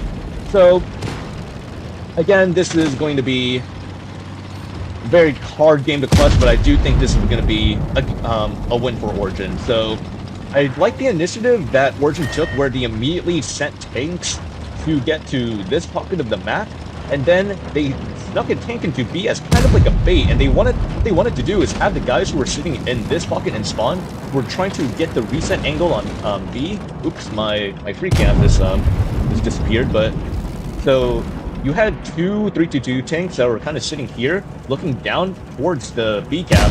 And what happened was, while they were dumping their clips, they just get pushed from the guys on the, like, the wide side over here. So, I think the push was led by Cora, and they just drove straight into this pocket. And I really like that aggression from Origin, where they knew that, you know, sitting a tank in B, it's going to prompt a response from 322. But once their, you know, their shells are out, they have nothing ready for the push into that pocket, and they just get completely clapped. So, 2 kills for 1. And then, considering that 322, you know, had 3 mobility elements, the HP lead was, I'd say, significant in the favor of Origin. So, fortunately, we do see a donut, a goose egg on the side of 322, but that's okay. You can always redeem yourself later. He did get a bit of a BM thumbs down, but, you know, probably just trolling from his teammates. And well played from Cora. He let the push. He was, like, you know, in the brawl constantly that entire game, and good pen ratio. And we're gonna go on to the next game. So same lineup, same exact lineup actually from Origin. So double light tanks, and they're probably gonna do something similar where they're splitting up their vision. So we saw Tanner kind of drive towards the A cap last game, while High went towards the C cap. And this time, I think we're probably gonna see a very similar split, I'd say. So all the 116s are going to go with 1 light tank to one side of the map, and then the other LT is going to try to spot up the other side of the map.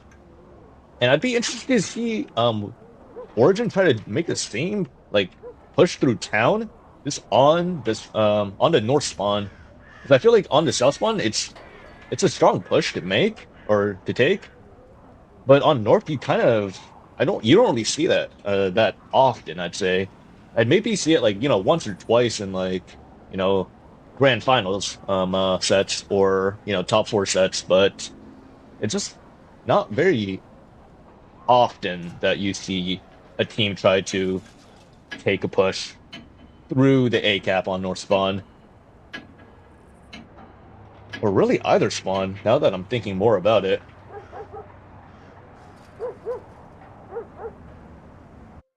So, we'll see where they end up going. We do see now the 322 team has dropped 1 mobility, 1 med for a 116, so hopefully the heavy brawl will be a bit closer this game. Let's go! But I'll be curious to see, you know, where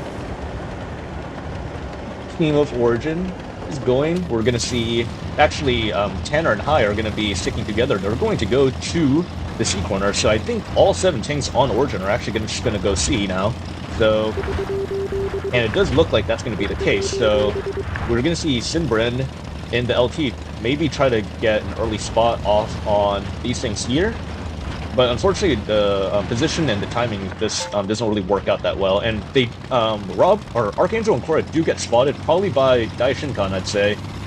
Or whoa! What is this? Yo, what did I just miss? This is a crazy position to take. This is a crazy boost, and he does get shot for it. But look at this, just look at this position where he's kind of closed off Origin. Like, you know, they can't really rotate out of this position because the light tank, he can just like peek his gun, his spawning point above this hill and just spot both rotations. So Archangel and Dove and Rob, they're just gonna get spotted if they try to, you know, make a play. So really the only tanks that can rotate are the light tanks and maybe Bubba if he takes like a wide, you know, a wide angle to rotate from.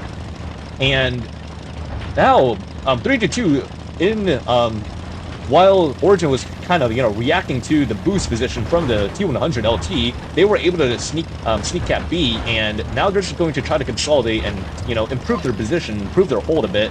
And I don't really agree with, like, you know, this long rotation that they're trying to take. I feel like they should maybe try to do a better job at covering Caligula over here, who is in a very dug in, very strong position. So the Tanner and Bubba actually do have an angle on the T100 from the side of 322, and it's a very smart angle, I'd say. So kudos to Origin for finding the counter angle to this boost. So even though the T100 is up here and trapped, he is getting shot at, which does make, you know, the value of this boost a bit less, you know, less good. But a really good counter push from the side of 322, where they're just able to perma attack Korra as he's trying to back up the ramp, and that's a free kill. And they're now going to be able to step the cap, and they will have triple caps as well as kills on these 116s on the side of Origin. While you know, Origin, they are trying to go for the counterplay on the side of the A side, where they do kill, you know, Caligula, or actually no, they kill Sinbrid somehow. Not sure how, but now they're just gonna kill Caligula for free, and this might not be, you know, it might not be a 3-2 win as I anticipated it to be, but they are 3-2 if they are able to just consolidate and try to make a re-push into these 3 116s, kill these 3, and then kill the guy on B, and then step B, they will win. So Dai Shinkan, just gotta use your HP. Nice, here you go. Get your shot off. Get the kill, nice, and now you gotta kill Archangel, you have to kill Dove. That's the only way you're gonna be able to win this game. And Tanner, I really like the play that Tanner is doing, where he's trying to take, you know, another off angle, but it might not be enough because the 50M is just going to try to YOLO him and, you know, try to out-brawl him. And this is looking very, very good for 3-2-2. So 5v5, but the T100 is just gonna be kind of, you know, out of the fight, kind of stuck. But they Tanner might be able to get the isolation on Dai Shinkan alongside with Kai, so they're kind of trying to pinch him out while he's trying to run away from this 50M. So the 50M, a bit of a misplay there, going a bit too far out.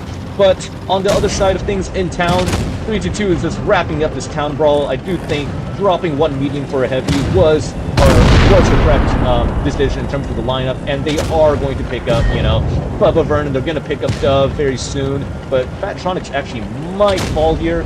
We'll see if he falls. He does not fall, he just falls now, and Origin are actually on all 3 caps. So what happens here is if 3-2 can cap B and get the kill on Bubba, they will win. But the guys on C, so the 50M, if he dies, this might not be very good for 3-2 at all. And somehow Origin has just brought this back just from the mobility elements, just, you know, staying alive and looking for, you know, counterplay and counter kills. And if Arturo is able to kill Bubba here, it would be really good, but it just might not be enough. And I do think Origin might just bring this back from the caps. The really good cap control on the side of Origin, and even if Hanzo caps B, I don't think it's going to be enough. It's not going to be fast enough. So Arturo's probably going to have to drive into the cap with them just to, you know, give themselves a better chance. But they're just surrounded. Arturo is a one-shot core high, and it's just over. So I really thought 3-2 had a strong chance of winning this game, but somehow in the midst of it, the 2 LTs from Origin were just able to coordinate, get the isolation on Dai Shinkan, then just win the C side. And then the town brawl, with the 116s on 3-2, they had the advantage, but for some reason, maybe it was just like positioning difference or something, but they just weren't able to pick up kills fast enough. And I thought this boost was really cool to see. And even though the T100, you know, did 0 damage, he accomplished his role, right? He spotted majority of the Origin team. He kept them, you know, lit for a bit. He spotted their rotations, except for Bubba and Tanner, who were able to take a bit of a wider, you know, red line rotation and get unspotted. And then they eventually did find a counter angle on Sinbrid. So I do think missing, you know, the shots that Finbrin took was a bit of a mistake on my end. I wish to see, you know, how did he die? Like, did he drop or did he just get crossfired from like Bubba and Tanner? But that was a very interesting game to watch. I must say. I feel like the Town Brawl could have been executed a lot better on the side of 3-2. They were winning that dead to rights. They got a free kill on Korra effectively, and even though they lost Finbrin, you know, who did 0 damage, they just killed Korra. They had 3 kills lined up on the 116s who were, you know, backing up. But somehow, while, you know, they were trying to cap C and take triple caps and try to, like, you know, keep the momentum going, I'm not sure if they just all stopped or if they... I don't know what happened, because I feel like they should have just kept going as soon as they kill Korra, right? Like, everybody, like, you know, after you kill Korra, you just keep driving, reload your shells, go for the 116s, maybe have, like, 1 or 2 guys clamp on the ramp to get a new angle. But then... they should just kill those 3 116s who were behind Korra, and then have, like, the medium cap C. So, maybe it was just a poor, like, management of tanks, like, distribution of tanks by 3-2, but... hopefully they do, you know, a better job in this next game and try to force a game 4 and potentially a tiebreak.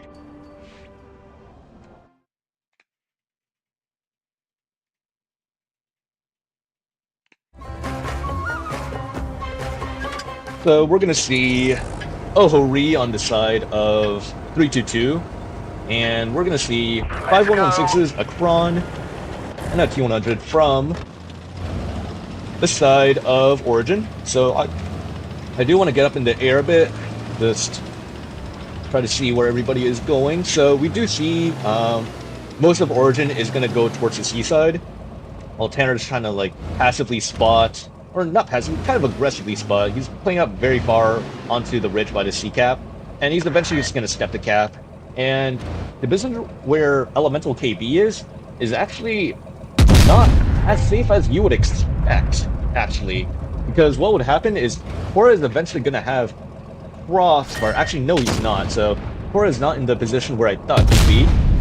But this Kron is eventually going to be a kill for Origin if they play their hands right. So there's a lot of ways to kill this guy here. You can, you know, try to play up towards, like, you know, the left side of the dunes, or you can try to do like a river play. But the position I was more so referring to is going to be this bush right here. You have, it's kind of a small shot, but you do have a shot, so I'm not sure why my camera reset there, but you do have a shot from the bush where I'm at, where I was at, onto the side of the Kron. But in the meantime, Origin with the cap lead, they are trying to, like, you know, feel each other out. The Hori is getting some, you know, I think the Hori has gotten some decent shots so far into the Origin tanks that are kind of chilling by the dunes, while this Kron is, you know, still unpunished, just chilling there, just sitting there. And it seems like Origin, they think that the Hori is sitting in the far corner of the map, but he is not, so... a lot of blind shots still going into the corner, so they really don't like getting hit by that Hori. And I really like the position that Hanzo Main is actually in, where he's kind of sitting in this little bush by the A-cap, and he is... oh, he does finally get spotted by Bubba, and I wonder if he is going to, you know, shoot Bubba eventually. He does shoot Bubba. Will he put more than 1 shot? He does put more than 1 shot. Puts 2, makes Bubba waste his reactive, and that is a very, you know, heads-up play from Hanzo Main, just taking a very smart position. And I will say it does get countered if Origin tries to play for the middle, like, you know, try to play on the outside lane of B, because he will get shot for free if that's the case. But Origin, they are consolidating, and unfortunately, they tried to make a play up on Seaside, and the Kron just loses all his HP in a matter of seconds. That was minus 2.3k, just in like 2 seconds. I'm really, unfortunately, I missed that because I was too busy looking at the other side of the map, so the poor camera worked for me. But I don't think moving up on C was the correct play at all, because what you could have done is you could have saw the guy, you know, kind of playing passive on A, you could have bled him a bit, and then, you know, played for the kill on him, and they eventually do that. But Bubba was, you know, he could have been a slow kill target on that side. Well, if 3-2 just holds your ground on C, just don't move on C side, they should be fine. And now Korra is in a really good spot to try to pressure out this Hori, and maybe the LT and Daishinkan can try to help out the Hori and kill Korra, and they really need to help out the Hori, because if the Hori dies, it's just going to be really cooked for the side of 3-2, and they do kill the Hori.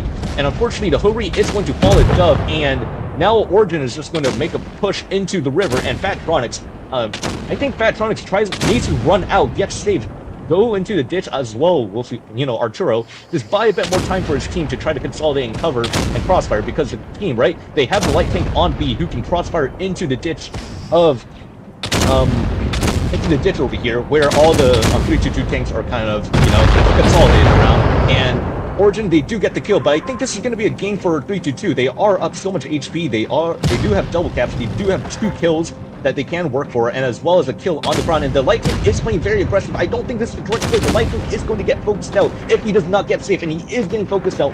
Minus like, you know, 1300. But Daishin-Kan is just going to go for the isolation on Rob, get the kill on Rob, and that's going to be game from 322. I do think defending the Kron of Elemental KB, just going up like that was a mistake. Just hold your ground. You don't need to, you know, make that much of a movement on C-side, especially when you know that you have Bleach on A. You can slowly kill a guy on A, but it did end up working out for them. So I'd say a bit of a mistake on both sides of, I'd say mainly like Elemental KB should not have died. Bubba getting, you know, bled, you know, 800 HP by Hanzo Main, that was inevitable just because of the position that Hanzo Main was able to take. He did take the far corner of the map, which I thought was pretty good. That's generally a strong position. And then the way that Origin was playing, where they didn't have guys on the outside of like the B lane, that did, you know, make Hanzo Main, you know, a bit safer than, you know, he could have been, because you can get shot in that position. I have been shot there before. I have played in that position several times in past seasons. It's a good position, but not every position is invincible. So if Origin did, you know, a bit of their homework, they could have tried to maybe play for a bleed on Hanzo, force him out of the position, then try to play for a repush, you know, on A side. But I digress. Kraken, they are able to take a game off of Origin, so we are going to see a game 4. Maybe Port Bay just wasn't their map.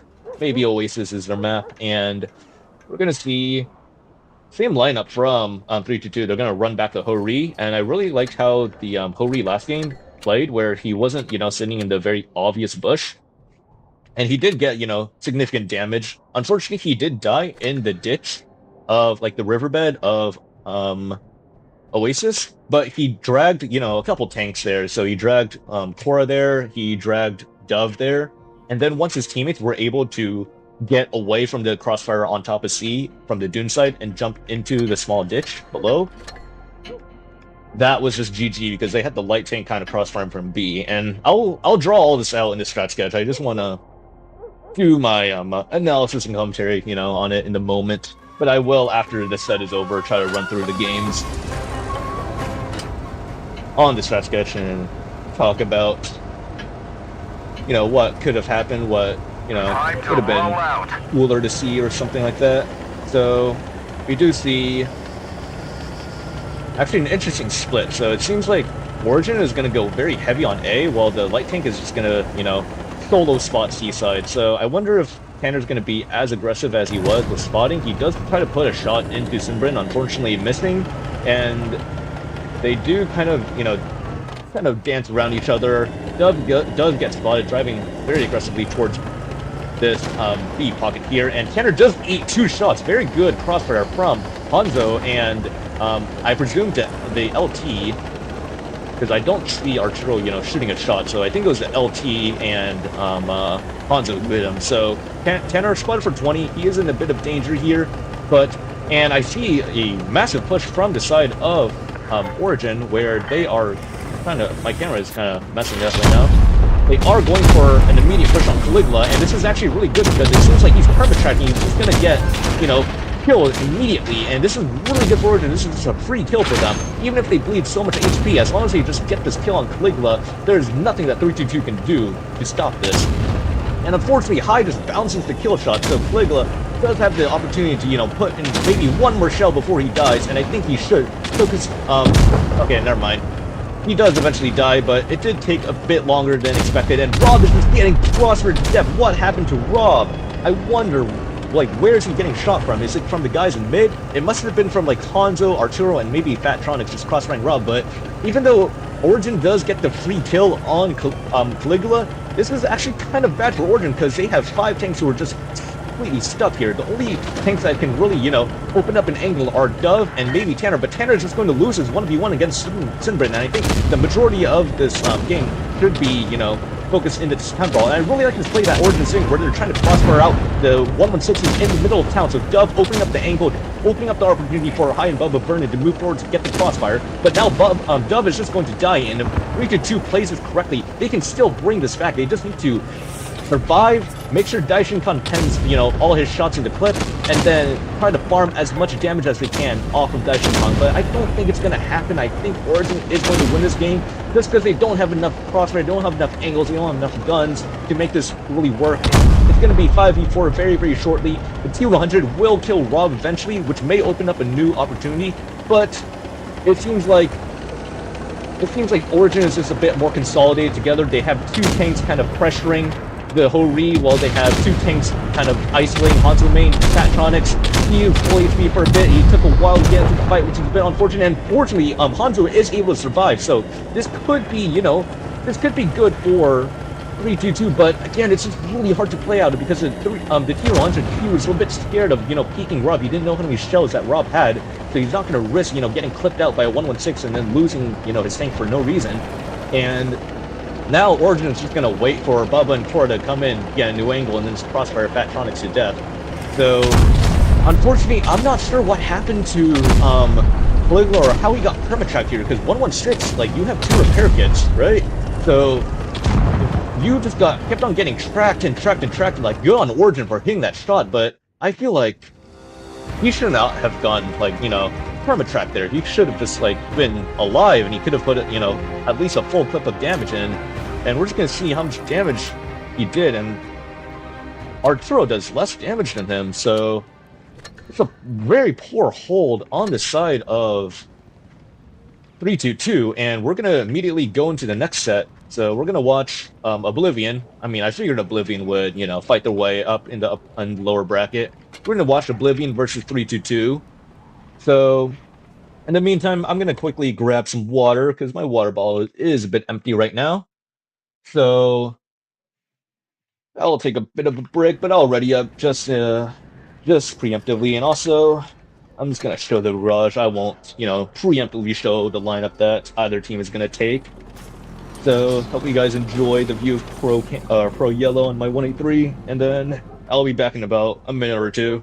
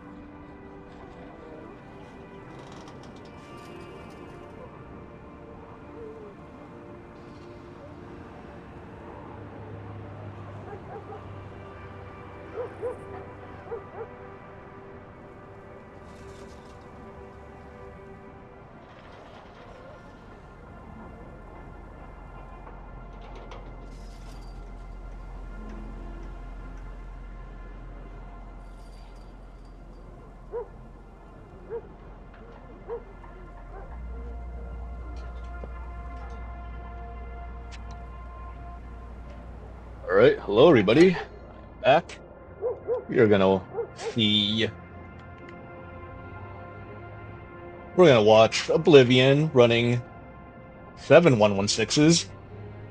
Alright, very diverse lineup versus 3-2-2. We're gonna run 6 116s and 1 T100. So we're seeing 2 unique tanks in this lineup so far, which I think is very exciting, very diverse lineup. So, considering that we're seeing a 116 spam, it's going to be pretty obvious what, both teams are doing. If we see them go A, they're just going to brawl it out on the plane. If not, we're going to see some interesting, town pushes, I'd say, on the side of Oblivion. Oblivion's not a team that, likes to camp a lot. They like to push, and I really like that playstyle that they have going for them on that end.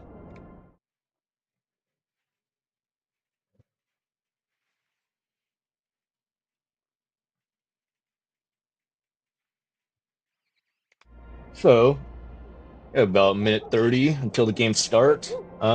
We actually, oh no, so we actually see three unique tanks. So the third tank that is, different from the rest is the Kron.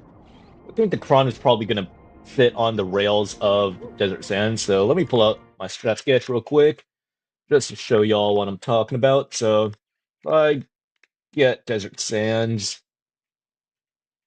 where is it? Here it is. So what I'm guessing the Kron is going to do is, let me first see the spawn. So 322 is going to be on the south spawn.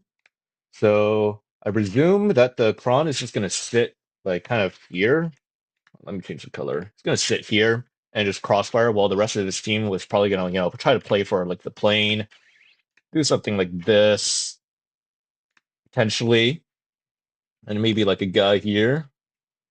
And then on the side of Oblivion, they're just going to try to take their 116s and strong arm. Presumably, I'd say like a push on the plane, or maybe we could see some interesting, pushes in town. So we could see something like this. But I digress. We'll see what they're going to do in about 16 seconds or so. So let me go back to Blitz.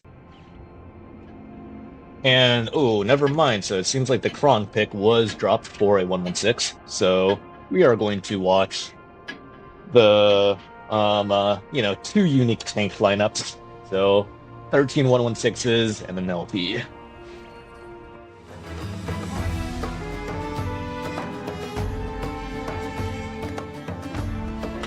Alright. So we have two 116s on the side of Oblivion do spawn out on the med side, and it does look like they are going to be most of them are going to be going to the A side, so the dunes. So in the meantime, let me try to get the free cam, and we do see Coffee and Senanulis are going to go for the immediate play on the T100, and I don't think he knows this, and he thinks he just got, completely bamboozled.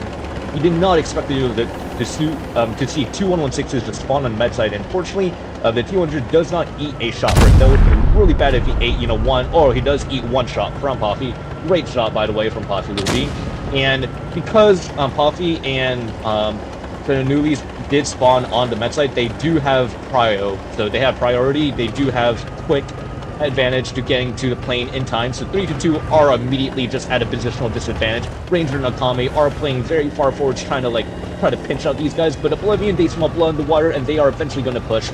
So even though Hanzo Main made a really nice play, trying to play for the mid counter angle, it's just not enough. Oblivion are already consolidated, they're already going to make a push, and they might trade out Akame, but they're going to lose, say, Arturo. But this is actually kind of bad for Oblivion, I must say, actually, because they are in just a bit of a massive crossfire. I like how 322 is playing, where they're playing for, the inside lane of the dunes, and they're trying to shoot out Akame from all these different sides, and the tanks from Oblivion had to move from the plane all the way across the dunes, all this distance, just to go for Arturo, and he's not even dead yet, and that being said, Akame still isn't dead yet either. He is able to find a way out of, the danger of where he was initially. And Oblivion do get first blood. They pick up Arturo, they pick up Caligula shortly afterwards.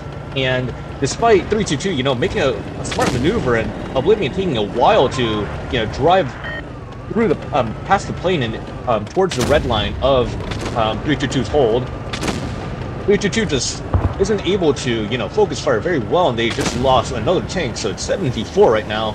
And Oblivion just doing a great job at focus firing, getting their focus fire tanks out into safety. So we saw Akame, he was getting shot by everybody, and he is just able to survive until now. He, is taking for damage, but it doesn't even matter if he dies, because Oblivion is up 6k HP. It's 5v2. They are just gonna clean up the rest of the brawl.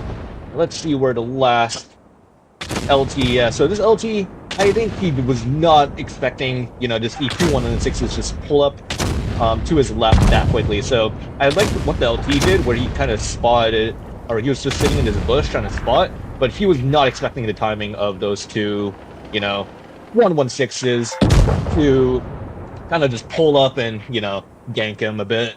So pretty good game from Oblivion, but I must say, like, 322 had the time, had the angles there. They just were not able to consolidate with their focus fire. So I do think that was a bit of a missed opportunity on the side of 322 to, you know, somehow bring that back a bit. And unfortunately, this is why. So Caligula, 1 shot of damage, Arturo, 1 shot of damage as well. The LT, I mean, 3 shots of damage. He was alive till the end of the game. So this unpenned shots, unfortunately. So I really like the play that Hanzo main made, where he went through the middle of the map and tried to open up another angle of crossfire for his team. But unfortunately, just the team just didn't pen shots, so a bit of a poor showing on the side of 322 there. So come on, guys, gotta, you know, take the time to aim, load gold if you have to, you know, make sure your shots count, especially in this meta. I'd say 116 meta is one of the harder metas in terms of individual mechanics, because if you just like bounce like, you know, 1 or 2 shots in your clip constantly, you are, you know, you're going to throw, you know, some games there. So we're gonna see 1-2-1-5B on the side of Oblivion, and 2-5B, it's a good farming tank. I just think in the 116 meta, it just gets very overshadowed.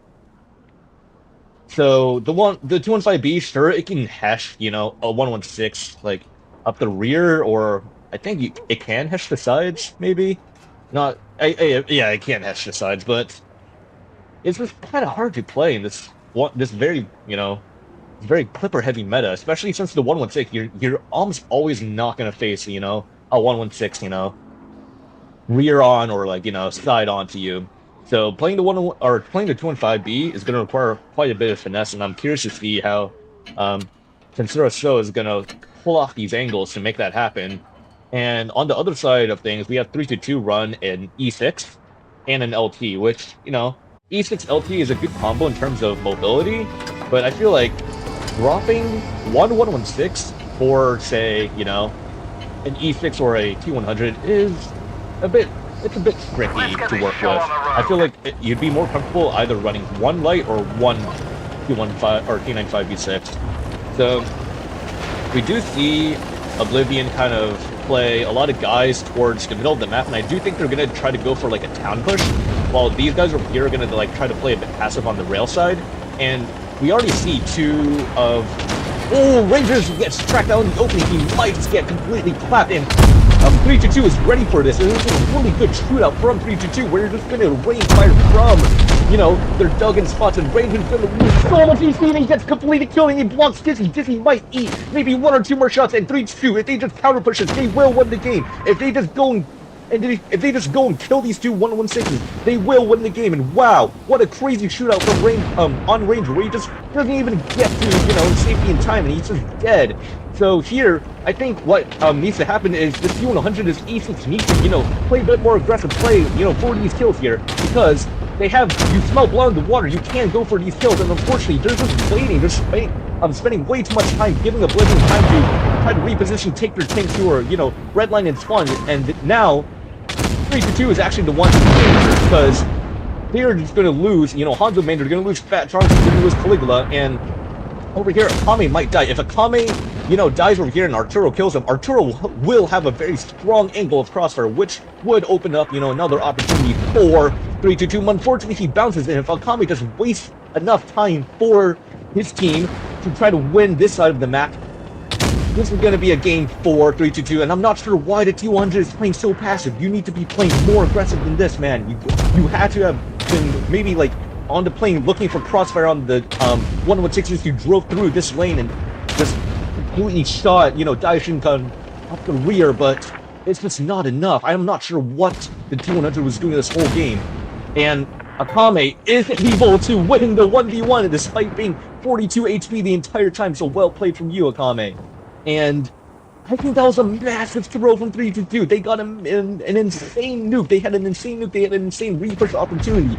If the other guys, you know, on this side, if the E6 and the T100 just went in and helped to crossfire out this middle brawl over here, they win. And instead, they were just like too preoccupied, you know, trying to maybe play for this like 2 and 5B and this T100. He was just like sitting on this hill over here this entire time. I'm not sure what kind of shots you have here, but I just don't think that was the correct play to be making in the T100. So like, I'm not sure why he was sitting here. I do want to see what kind of shots you have, and you don't really have shots in the middle at all, and that's kind of where the majority of the brawl was happening, right? It was kind of this lane right here. The T100 was just maybe a bit more aggressive. Maybe the T100 could have, you know, one of the E6 and kill the 215B and then shoot out like the mid brawl from the rail side over here, but that was just a massive sold opportunity, sold game right there from 322. They had a crazy nuke on Ranger. Ranger was getting rangered.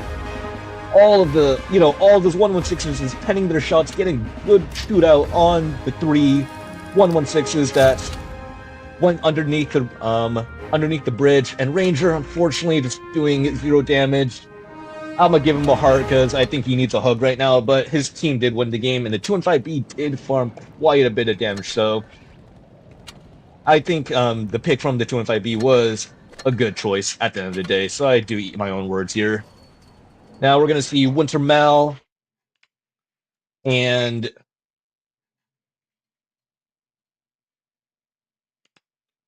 just checking up on the YouTube chat. Hello, everybody, for showing up. We see Free Mona. Hello. We see Xylobone. What's up? We see Shane, Sherman, T3X27, 34 once again, and Akame. Thank y'all for showing up and chatting. Akame, yeah, tell Ranger that he should not do that again. All right, tell Ranger to take a better path, or tell Ranger to maybe like sit in the back or something.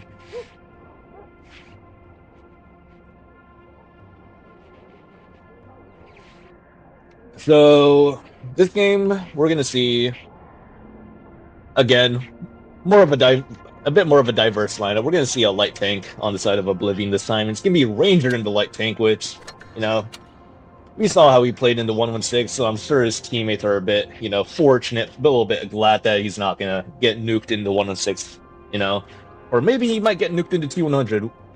I'm not sure. We'll see.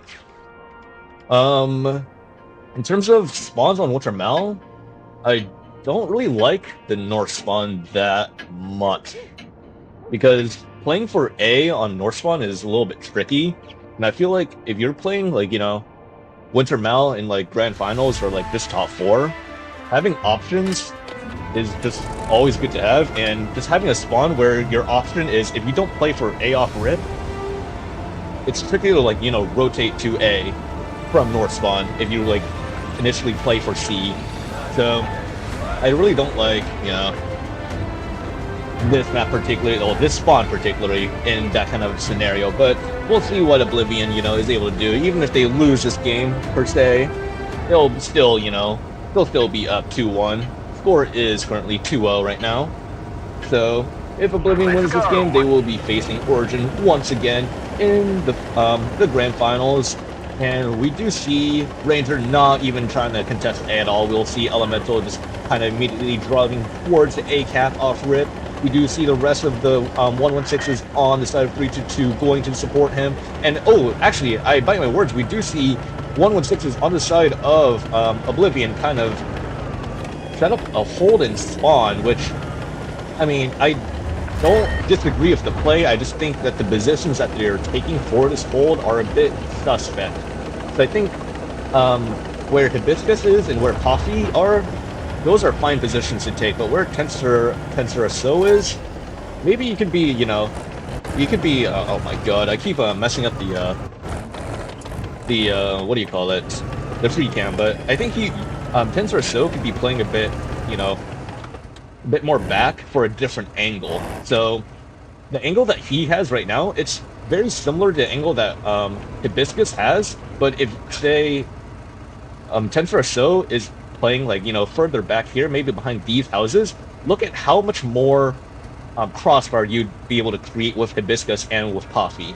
But in the meantime, 322 do have the cap advantage, and it is Oblivion that has to make a rotation or has to make a play for caps. And we do see a very interesting position from Caligula. This is a bit of a dug-in angle. You trying to push this is very tricky because you'd have to, try to push and hug this rock right here and try to shoot the dug-in 116. But if your team, is set up, guys maybe at like this house over here, it is not that easy to, push into that position at all. And Akame bleeding 1 shot of damage, I'm not sure where that came from. And we do see Daishin Khan go for some gamer shots on Tensura So, but unfortunately it just doesn't happen. And Ranger's going for a spotting on A, and he's just going to get completely nuked for this because Elemental KB is playing the push, and he is getting shot at for this. And Ranger, once again, game after game, is getting shot out and nuked, and he does get a good shot into Elemental. And now the 116s on the side of Oblivion are making a rotation because the 116s that did shoot Ranger have shot their shells. So Hibiscus popping reactive a bit prematurely, I'd say. Just wait, to take 1 shot before at least, popping reactive. And now it's kind of wasted, but they are able to put a good shootout onto Elemental KB. So both light tanks did get nuked. I would say that 322 did get the better trade-off here, but Hibiscus is now just gonna try to take the wide angle over here, try to take the corner and brawl Sinbrin, and I do agree with this play, but we do see another play happen in the mid. 322 smells blood in the water in the middle, and they're trying to counter push Kami, which is the correct play. They do have a really good crossfire on him, and Kami is going to fall. Dizzy on the other side is going for the isolated 1v1 on Caligula, but I don't think that's going to be enough, and the Kami does fall, which means that 322 does have a 7v6 advantage, with the light tank being kind of out of the fight. And this light tank being out of the fight, it's more like a 6v5, but unfortunately, Tensura So does fall on the A side to Hanzo main. I believe what happened was maybe the guys in mid maybe like crossfired out Tensura So, but now Hanzo main is gonna maybe try to chase out Ranger, but we're seeing 2 1v1s here where we have Hibiscus actually 2v1 with the Sinbrin, getting some help from the light tank. Well, Yuki is getting, Dizzy is just getting boxed in his 1v1 with Caligula. I believe the guys in mid probably just, helped him out with that. So, a lot of lost mini brawls here by Oblivion in this game. So, even though there wasn't like one major, push that kind of defined the game, there were still a lot of small micro brawls that, are in the process of, being lost. We do see Hibiscus still alive against Sinbrin. He's doing his best to try to, win this fight, and unfortunately Sinbrin is going to reload his clip. He's going to try to pen all his shells in this clip and then just kills Hibiscus. And Hibiscus does have an opportunity here. If Sinbrin doesn't pen, he does pen, and the T100 in the back is still alive, putting in some decent shots even though Sinbrin was in face hug. So well played to Elemental KB there, and Ranger still 1 shot, just gonna go and drive for potentially A and try to get the kill on that guy. And Oblivion does have double caps here, so it is not necessarily over for Oblivion in this case. If Poppy Loopy is able to get the kill on either Caligula or the T100, he's going to go for Caligula. I think that's the correct play because Caligula is going for HP, and unfortunately Hanzo main gets the kill on Sinunu before any of that can happen. So 2-1 in the favor of, or 2-1 in the favor of Oblivion. Well played from 3-2 there, kind of winning their micro brawls. They did make one, good consolidated push on Akame, who was trying to cap B. That was the correct play there because he had absolutely no coverage. But, I mean, Ranger just kind of making a bit of a mistake and trying to spot A side, and that's kind of what I was saying earlier, where if you try to play for C initially on North Spawn, and you try to rotate A, you're just going to get, absolutely shot up, and Ranger just gets outspotted by the LT, who is playing in the bush, above the A cap, and he eats, it was like 1,000 damage or something like that, 1,300 damage, some crazy amount. He just got nuked, and now he's back in the 116, so his teammates are definitely, molding him, like, get out of that tank, go back to 116. So, a bit of a hard game to watch on that side, because after Ranger got nuked, and then after Akame died on B, right? Oblivion just, they were just way too split. They were fighting for so many different things at once. We saw Dizzy go for the 1v1 against the guy in the dug-in pocket and then lose that. And then we saw Hibiscus go for the 1v1 on the other corner of the map, on A. And then we saw the mid brawl kind of devolve into, smaller brawls where they were just like looking for crossfire shots into wherever they could find. And Tensor or so just gets killed on the A cap, followed by the rest of the guys in the mid, I believe. So well played from 322, just, working the angles and kind of denying Oblivion options. They knew that Oblivion would maybe try to play for either A or B, and they were set up for both of those. So pretty well played on their end. And let's see if Oblivion is able to close out this set or if we are going to see a tiebreak.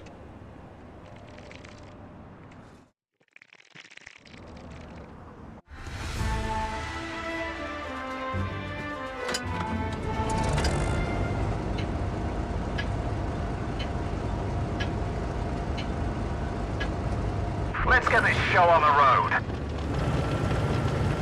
So this time we are going to see Oblivion send the 50M to A, which, makes sense. And then are they going to go for a play through the middle? Because it kind of looks like the way they're stacking Akame, Ranger, Poppy, they might be looking for like some type of interesting middle play. And I do like seeing middle plays on Winter Mal. I think this cutting off, and Poppy Luffy does spot the light tank, and they might be able to get a shootout on the light tank and just absolutely shoot him out. And he gets blocked by his teammate. He does eat 900 damage for that, so very good opening from the side of Oblivion.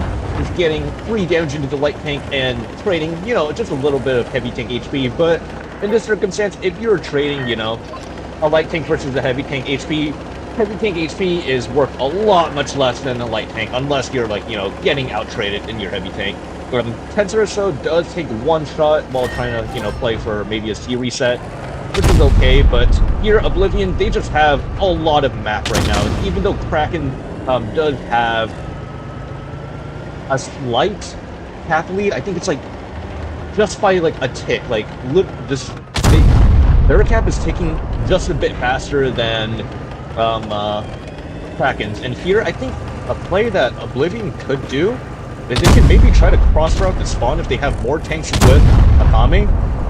But unfortunately, 322, they are trying to make the spawn rotation back and try to, re-push spawn, which I think is, it's a good play knowing that I have, like, the view of the 2 Oblivion tanks here. But Oblivion, if they are a bit more aware in this, if they are, a bit more proactive with their spotting, maybe, like, if Ranger was, like, in a much more forward position, they would be able to anticipate this. But they do smell, that this push is coming with how Caligula is playing so far aggressive, and they are going to make a counter push onto the C side, which is good, but it might be a bit too little too late, because if Kame and Poppy Luffy die here, that's just 2 tanks dead, and the T1 can just completely run away and get completely safe.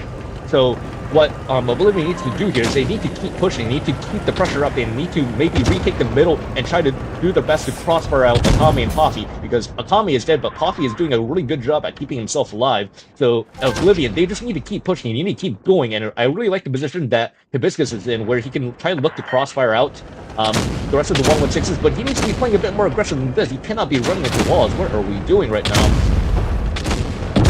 And unfortunately, Poppy Luffy is dead, but here we will see that Oblivion will pick up the isolated kill on Hanzo Main, the 1 tank in the spawn, and they're going to have the high ground as long as Hibiscus keeps his position and just acts kind of as an anchor point for the rest of the Oblivion team.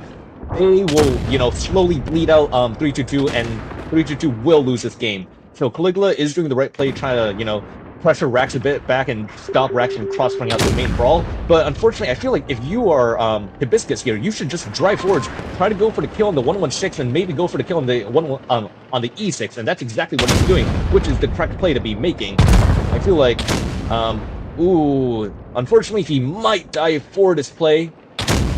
He might be able to put up, another shot or 2 of damage. He might be able to pick up the E6. If he picks up the E6, that's huge, as now he just needs to hide, buy time, maybe kite Caligula into pushing him and getting him stuck. But on the other side of things, we do see a 3v2 brawl in the spawn of 322. The Kron will fall eventually. The Kron is trying to look for a shot on Daishikan, and unfortunately the 116s are just out shot after shot, and they do get eventually the kill on Daishikan.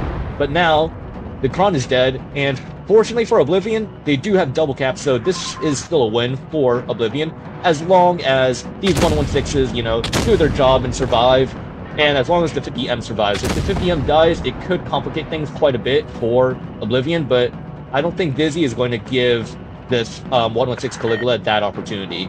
So, if anything, the 116 that's pushing Caligula from the rear, he is just going to farm Caligula up the rear and not really have to worry about anything, while the 50M Dizzy is just going to sit, not do anything either. And we do see Ranger. Not sure what Ranger is doing. I'm not sure why he ignored Fattronics there. But well played for Oblivion. So they're 3-2. They made a mass rotation to try to pick up the 2 isolated kills on A. And Oblivion, even though they were kind of out of the fight, I think Akame and Posse were able to buy just enough time for Oblivion to make the counter push up top and win the top of the map. And then where Hibiscus was, where he was just anchoring kind of the middle of the map, that just opens up another like angle of crossfire for Oblivion to kind of slowly kill the guys who did make the repush and spawn. So I think Hibiscus, with that angle there, did win the game for Oblivion, but Oblivion, they were just able to, you know, trade, I'd say. They were able to trade position for 2 kills, and they were able to eventually re-pick up those 2 kills at some point. So they killed Hanzo main and Spawn, and then I forget which 116 was first, or was after that, but they equalized the guns after, you know, losing a bit of tanks on A, so Akame Posse died. But equalized on guns, and then they just had better positioning, and they just won the game slowly from there. So we'll be seeing the Origin Oblivion rematch. I do want to see an exciting set. I do want to see a Game 7 if it goes down to it. And we'll see if Ranger, you know, does some crazy, you know, tank selection. We already see some crazy tank selection already from the side of Oblivion. We see a lot of LTs, but I probably shouldn't be showing this on stream right now. I think Polion said don't show the lineups, like, you know, at the 5-minute mark, but I have a long delay on the stream. It should be okay. And I do like seeing, you know, exciting lineups, you know, exciting but viable lineups. So I think Ho-Ri 3 LTs is a very, very exciting lineup, and I'm not sure how viable this lineup is going to be, per se. We did see in the past Blitz Cup that Oblivion ran like 5 LTs or 6 LTs or something like that, and it didn't really work out that well. That was a bit of an ambitious and unviable lineup, in my opinion. But this one, we see, you know, some 116s, so maybe they can work their magic here. Maybe we'll see, you know, we'll see them win with this lineup.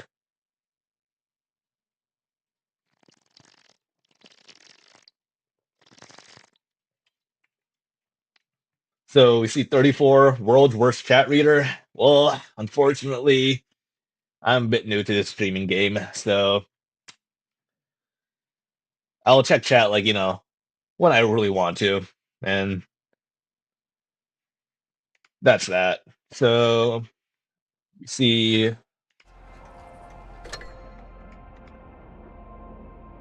only one tank on the side of Origin readied up.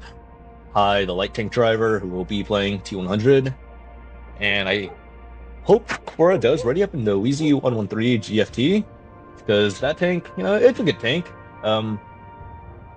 It's not as OP as it used to be when it had, you know, very good mobility. It had reactive armor, and it was, you know, the tank of choice for about 2 seasons, including 1 Blitz Cup. And that was a fun meta to, you know, it was a fun meta to play in, I'd say. But it was a bit, you know, a bit tricky to play because TD meta, you know, and the gun was a bit, you know, unruly at times. Although, oh, we see a 50B on the side of Oblivion, so we could be seeing, I saw a 50B played by Oblivion in that same, like, you know, 6 LT strat, so we could be seeing, you know, an improved version of that strat. And I'm not sure if that's going to be, you know, if that's going to be enough, right? So you see double E6 on the side Oop. We see double E6 on the side of Origin. So I have a feeling these two E6s are going to go to the A corner of the map. And then we see 5 116s. So if I had to guess what Origin is going to do, they're going to send one E6s to A, and then 116s are going to play for B and also like the encounter cap ditch area, try to spot out the A crossing, and maybe get a shootout with the guys on B cap. So that's my best bet as to what Origin would do. Now, if they do decide to go D, which, it is possible with this lineup, I would expect, double E6 straight to the far corner of D, with 116s, following behind. And then Oblivion, I believe they're going to try to, I hope they would play, a bit of a slower game, try to leverage the light tanks and their mobility and vision to their advantage, and try to, slowly bleed out Origin, but we've seen them do some crazy things. We can expect them to do some crazy things as well in this game. So let's see what they can do.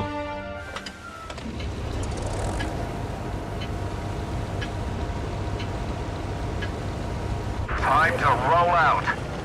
So I'm gonna immediately go onto the side of Oblivion. Let's see where the hell all these tanks are gonna go. And it does seem like Origin is doing exactly what I anticipated them to do, where they're sending double E6 to the A corner, with the 116s kind of playing for B in the little encounter cap ditch area. And in this circumstance, I do think that the 3 LTs on the side of Oblivion, as long as they don't get nuked, they are going to just win the brawl against the 2 E6s over here. So that means that the 116s down low, they need to try to win their micro brawl down low. And unfortunately, in the corner, the E6s are getting pushed down by these 200s, and Nulies needs to use his HP, right? You are full HP in the E6, and you do get the kill on Tanner. They are going to get the kill on High, and the 50B on the side of Jet is getting focused out, and Origin are going to trade 2 tanks for 2 tanks in the far corner of here, but now Oblivion have 3 LTs that are in high ground. They are now cross-running out Rob, who is kind of isolated at the top, and I think if you are Oblivion here, you need to play for Rob. Let these guys down low be completely useless. Kill Rob, and then you're going to have the entire map control all for yourselves. And now, this is going to be really hard for Origin to play out of, where they have to try to push out of low ground, go for high ground. And what is Nulies doing? You cannot be playing like this. You need to get up. You need to drive up. You need to get out of there. You are going to get focused out to death if you do not get out of there. And unfortunately, he is just going to get focused out. Archangel does have the kill shot on him, and that was a massive sell, because now that T100 had full HP, and now he does no HP. But still, this is such a good position for Oblivion to play out of, that they are still not, they're still not going to lose, even with that play by Nulies, where he just got caught out. So Poppy Loopy, all he's got to do is try to be aggressive on Bubba Vernon, because Bubba Vernon is doing a good job at getting a counter angle on the Ho-Ri, and even though he might clip out Ranger in the Ho-Ri, he's just going to get, really pushed on and killed by Poppy. So well played from Poppy here, and if I were Poppy, I'd be playing way more aggressively. You are the only heavy alive. You need to be, trying to use your HP, try to use your gun, and fortunately, he does eventually, kill Bubba, and then the Ho-Ri does kill Korra, so now it's just Archangel versus the world. We see Akame do a crazy jump over the very top of the hill in the A, and we do see Oblivion take Game 1 in the Grand Final Series. Well played. I like seeing, crazy stats like that. The triple LTs did just absolutely game on the double E6s. Tanner kind of got stuck on the crossing. He couldn't go forwards and try to help High, and he just got isolated and, focused out first. So well played from, Oblivion. They took the 2 kills up top, and then they won the high ground, while the rest of Origin, they were just stuck on the low ground with really no other options. And I think kind of a scary moment in that it was like a 5v4, I believe, or a 4v3, or no, it was a 5v4, where Nulies, he just drove down the ramp, and I'm not sure why you would do that, because you're a T100, you're full HP. Why not just, play for a bit of the map? You could even drive, on top of B if you wanted to, and nothing could happen to you. But he just drove down the ramp and just got himself killed for free, and that was a really scary moment, and it made the game a lot closer than it needed to be.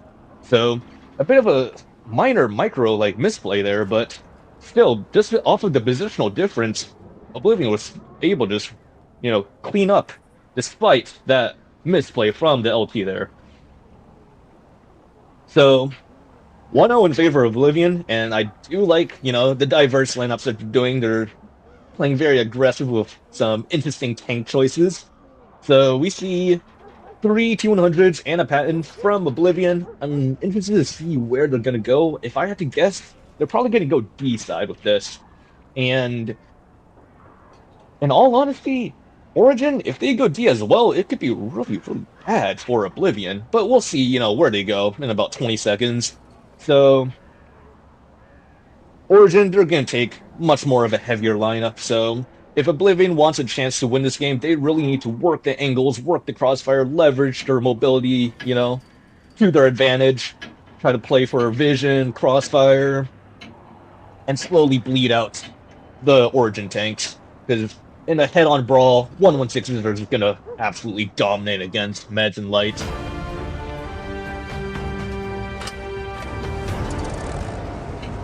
Alright, so we are going to see... Up and at 'em, lads.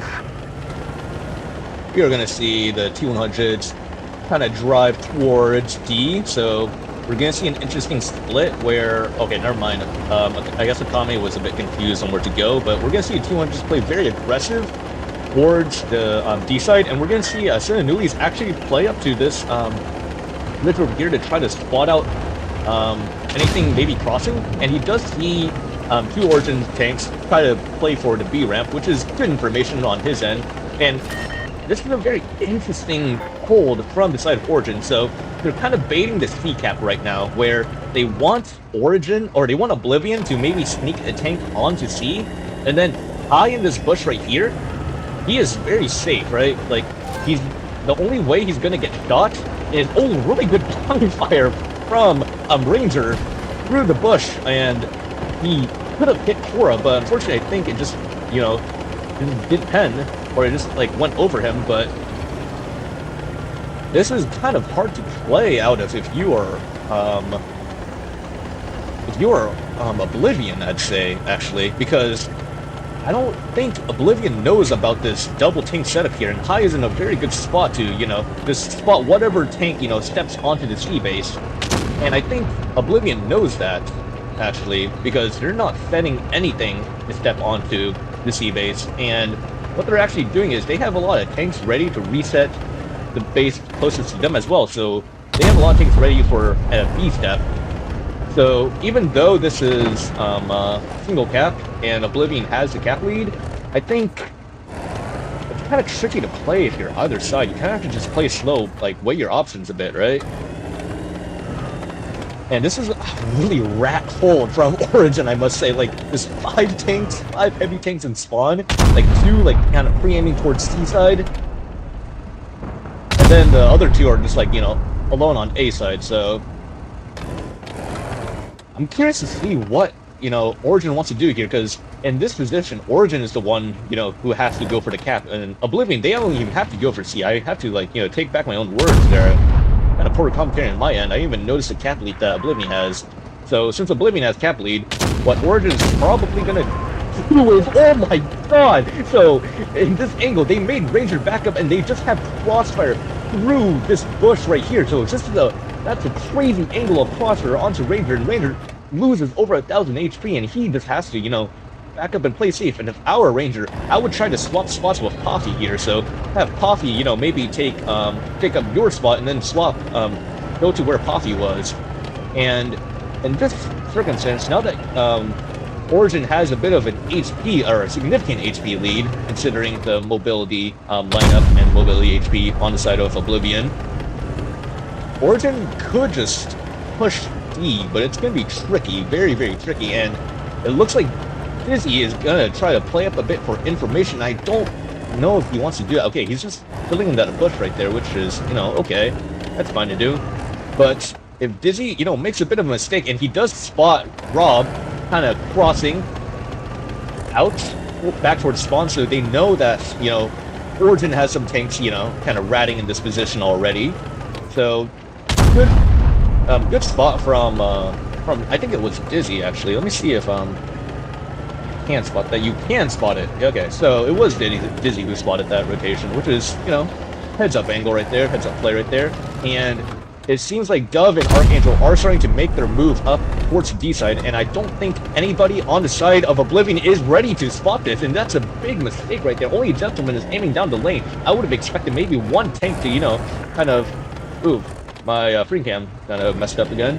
But I would have expected maybe, you know, a tank to be playing, you know, up top to try to, like, spot this rotation, because this is an easily punishable crossing, and unfortunately it's just not happening. And these 116s, eventually they're just gonna push, right? They're just gonna eventually push, and okay, now the okay, very interesting play. So they send 3 tanks to this house here to try to make sure that there's no tanks, you know, sitting in this position here, and then they're gonna send tanks onto this C-cap and just cap it for free. So I really like that rotation play and like that cap play from Origin. So very methodical. Send tanks here first to make sure that there's no tanks, you know, here to reset, and then they send the guys onto C.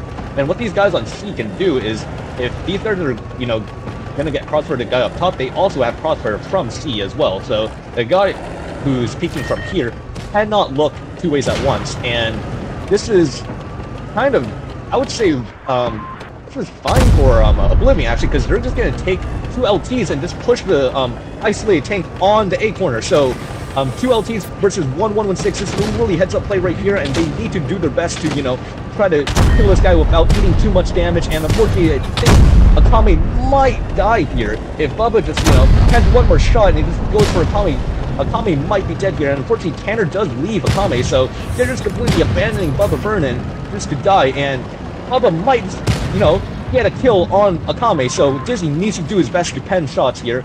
And now we see the full counter push on the D side, where Origin, they're trying to send it in, but I think just this free kill on A is just going to win Oblivion the game if Origin isn't able to do anything on this side. And Rob does look like he's going to be a kill target on the D-cap right here. So if Poppy gets just a little bit of help, maybe just one more shot of help here, Oblivion will win, and Oblivion does get the kill on him, and Gentleman is in focus fire, which isn't good, and Poppy needs to try to do his best just to get safe. And unfortunately, Poppy is getting crossfired out right now. He is getting shot from high, from the C-cap and from the guys behind him. But still, caps are in favor of Oblivion. If Cora falls here, it will be an Oblivion win, and it is an Oblivion win. Well played from Oblivion. Just good rotation to the A corner, getting the isolated kill on the 116 in the corner. And while, you know, the meds on the D side, you know, they did eventually get pushed by the 3 116s on the side of Origin. It was just a bit too little too late. And I really like the play that the heavies in the middle from Oblivion, what they did is they went for the guys on C. They killed Cora, and they were going to kill, I think it was High, right? I think it was High, but they just got a lot of kills really fast. And unfortunately, Rob doing one shot of damage, he was one of the 116s on D, so he's kind of pushing into, you know, Doug and Meds, so I don't really blame him, but he did die. No, he was on the D cap, so I guess he just, I'm not sure what happened there. But 2-0 lead for Oblivion. Strong so far on Canal. We love to see the exciting lineups and the exciting gameplay here. Let me check up on the chat. Rate the 3-2-2 gameplay. Like, legit how I'm not going to say that word, but how bad are we? You guys aren't that bad. I think you guys are good. You just gotta clean up, you know, a couple of micro plays and rotations, but part of that is just, you know, the experience. So maybe if you guys can get some help from, you know, experience like Caller or like top 4 player, I think you guys would be a very good team in like a future season. So you guys should keep grinding. You guys are good. 3rd place in arena competition is respectable. And 34, I'm trolling. You are doing great. Yep, thank you, 34. So, yeah, 10 seconds, we'll be seeing Molen. So, Molen, I like this map a lot, and I don't think we've actually seen Molen in 116 meta, because it was out of rotation for quite a while. So, this might be like the very first game I actually see of like a comp, you know, a serious comp matchup on this map in this meta. So I'm excited to see what both teams are going to do. I do know that, like, you know, Molten is a very rotational map. So Origin, Origin has roll a, out. I'd say good at rotating, at least for heavies compared to like say Oblivion. Oblivion is good with finding weaknesses with their light tanks, but Origin is just good at finding strong positions to generally hold in with their heavies. So I'm gonna go up to the top. We're gonna see potentially a crazy brawl on A. We're gonna see E6 and T100 kind of, or T100s just spot each other while we see E6 is gonna take a bit of a forward position. He does get spotted on the crossing by the T100, who might put a shot or two in. Unfortunately, Dizzy does bounce the shot or miss the shot, but we're going to see, 6 tanks versus 6 in this corner. It might be all 7 tanks, but the E6 does get, shot up by 2 shells, so good shots by Sinanulis and the Super Conk. And we're going to see 2 tanks on the side of Oblivion kind of go for the E6. This is the correct focus fire play. The E6 just getting absolutely focused out of the game, and even though the 116s here are getting pressured, they are, buying enough time. The E6 does fall, which is huge, and now if Akami can just, buy enough time, if Senanui can get safe, they will win this game. And it does look like this is gonna be a quick win, I think, for Oblivion, because they're just up on so much HP, 2k HP up, even though they are getting crossfired by the light tank on the B cap. They are more consolidated. They just need to get the focus fire on the low HP tanks on the side of Origin. Origin is, doing a good job at bringing this back, but I just think that, the corner brawl here is going to be shortly won by, Oblivion, because Bubba is going to fall. Hibiscus, all he's got to do is just reload his clip and then go for either Archangel or go for, a Rob. And I think here they're going to go for Rob because he doesn't have reactive armor. And Rob now is going to be in focus, and it's going to be 5v4 for this brawl over here. And Rob eventually going to fall, even though he has reactive, he is, significantly lower HP. So eventually he is going to die. Hibiscus does pick up the kill, and then I believe Dove is going to be next focus fire. He is on top of the cap. Everybody can shoot him. Good double tap. And Dizzy is, getting chased by the LT. Does fall, so 3v3. I do think just the HP diff, just having... Oh, this is actually not that good for Oblivion, and Oblivion might actually, lose this game, because if the Super Conk does fall to the T100, which he eventually is going to do, the Super Conk is a 2-shot for the T100. It's close. This is very close. It depends on what happens here. If the T100 can get the kill and maybe get safe, okay, so the T100 does get the kill. And now we need Hibiscus to actually just play a bit, very aggressive, on this T100 somehow. Because if he doesn't, then the T100 could just, run around the rock, and he doesn't. So, well played to Hibiscus. I think what he was trying to do is trying to back up, build some, elevation, and then just drive down the hill with a ton of acceleration and catch up the LT. So, overall, well played from Oblivion, getting the really fast focus fire on the E6. I was not expecting him to die that quickly at all. Like, he just took, 2 shots initially, and then afterwards he just took, a double tap from the 2 guys at the corner rock, and then everything was just over after that. Guys just pushed from above A, just clapped him, and Oblivion just cleaned up the brawl afterwards. They just had better position, they had a gun advantage, and that was just very well played. The quick focus fire on the E6, how much damage was he even do? Only 1 shot of damage, so this crazy fast focus fire on the side of Oblivion on that E6, so pretty gamer shots, well played, you guys. And it's 3-0 lead for Oblivion. You might be seeing a 4-0 sweep here if Oblivion, locks in for the match point here. And hopefully we see, Origin try to fight back a bit. Origin, good team. They have what it takes. They did beat Oblivion earlier, but maybe they brought out the lion, They brought out the dog inside of Oblivion. So I do want to see them try to fight back at least. Don't get swept in arena competition. You guys are better than this. So we're going to see more 116 spam from Oblivion, or not Oblivion, Origin, with, 2 different tanks. So we have T100 by High, who played it last game, and I don't think Tanner has a 116. which is why he's probably playing the S-Conk, because it is a reactive tank. And I'm guessing, yeah, I'm guessing just Tanner doesn't have a 116, which is a bit unfortunate, you know what I mean? To be fair, I think he was taking a break from the game, but just not having a 116, I mean, it kind of just shows in this matchup, right? Like, he just got, like, if Tanner was playing 116 in this game, I feel like Origin just wins that brawl because they had so many more tanks at the rock, at the corner. And they would have just won the brawl, like, down low versus, say, hang a tank for free on the cap.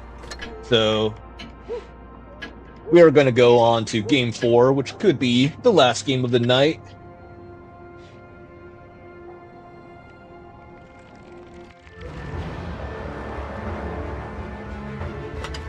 Actually, identical lineup on both sides, which I didn't even notice that until now.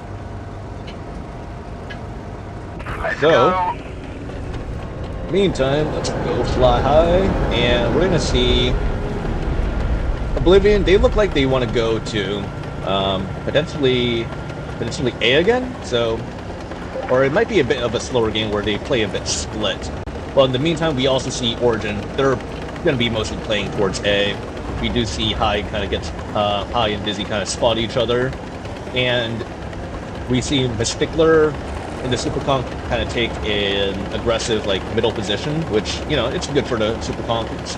He's gonna be hold down and whatnot, but this might be a bit bad for Oblivion here because they're just gonna be outgunned, outnumbered in the corner on this side over here.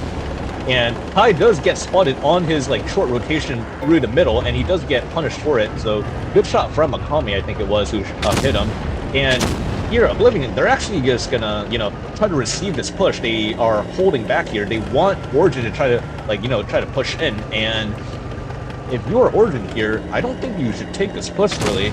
But you might not have any other choice if you're unable to rotate out. So I feel like Tanner here, he's trying to play a bit up a bit, but.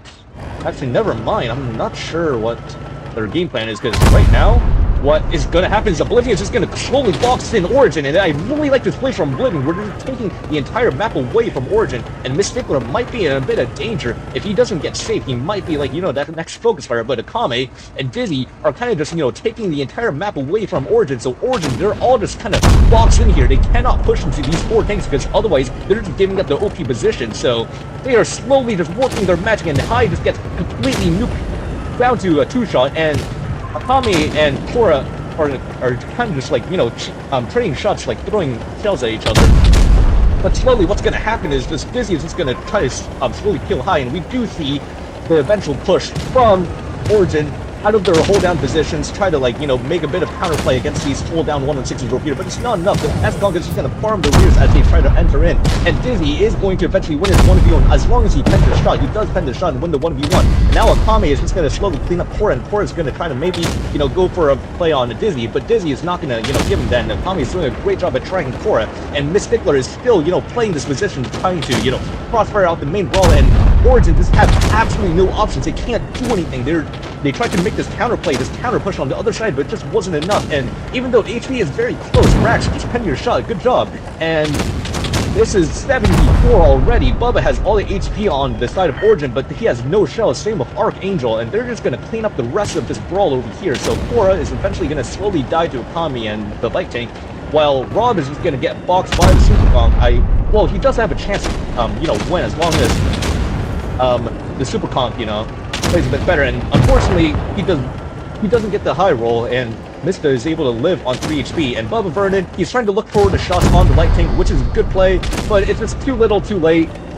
Oblivion 4-0 against Origin in the Grand Finals. Well played from that. I really like that that rotation they made where they send guys here. I thought they were gonna fully commit into the A corner and then get absolutely destroyed in the brawl, but they made an insane gamer maneuver where they sent guys underneath the bridge, and then they went immediately to these positions. So he sent Akame here to this ramp over here. They sent Dizzy to the deep end of the spawn, and then they sent Mista to kind of crawl in between and crossfire out the guys, who are going A. So Mista, I think, was 100% the game-winning position here, because what he did was he enters this position, the 9 rotation back to the Origin spawn. So even though like High and Tora were getting boxed and they needed help, they can't easily, like Origin's tanks over there cannot easily rotate, because as soon as they rotate, one, miss the spot stat, and then two, they just get counter pushed as soon as Oblivion sees a tank mismatch. So well played from Oblivion. They're really smart rotation, really smart cutoff play by Akame and Mista and Dizzy. So that was just a wonderful game to see, and I really liked like the movement that Oblivion made. So I just got to give a huge, heart to Akame, Mista, and then Dizzy. You guys, that was a game-winning play right there. Heads-up play right there. Absolutely beautiful stuff to watch. So, congratulations to Origin. You guys did beat Oblivion, earlier, but in the grand finals when it did matter, Oblivion did win. So, well played, GG's to Oblivion. I do want to run through, strat sketch of a couple of the games. So, let's see. Oop, that's not it. So, this is it. So, let's go to...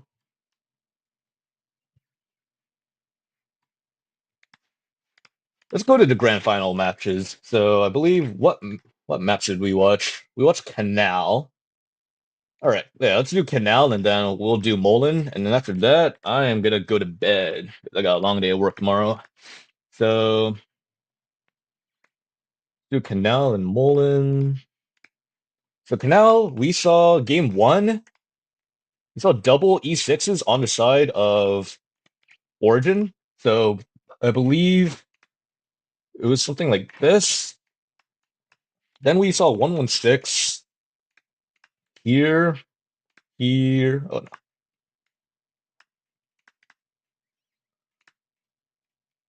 There's something like this. 1, 2, 3, 4, 5, 6. Maybe another 116 down low. So some tank split like this. Then we saw the T100s on the side of Oblivion all kind of just go to the A corner, and there was a Hori. I think it was. I think it was playing maybe like back here or something. But Hori 116. I need to go back and see like where those guys were, but that was, hang on. Let me just quickly go back and check out that matchup. I just want to see exactly where the Oblivion tanks were located.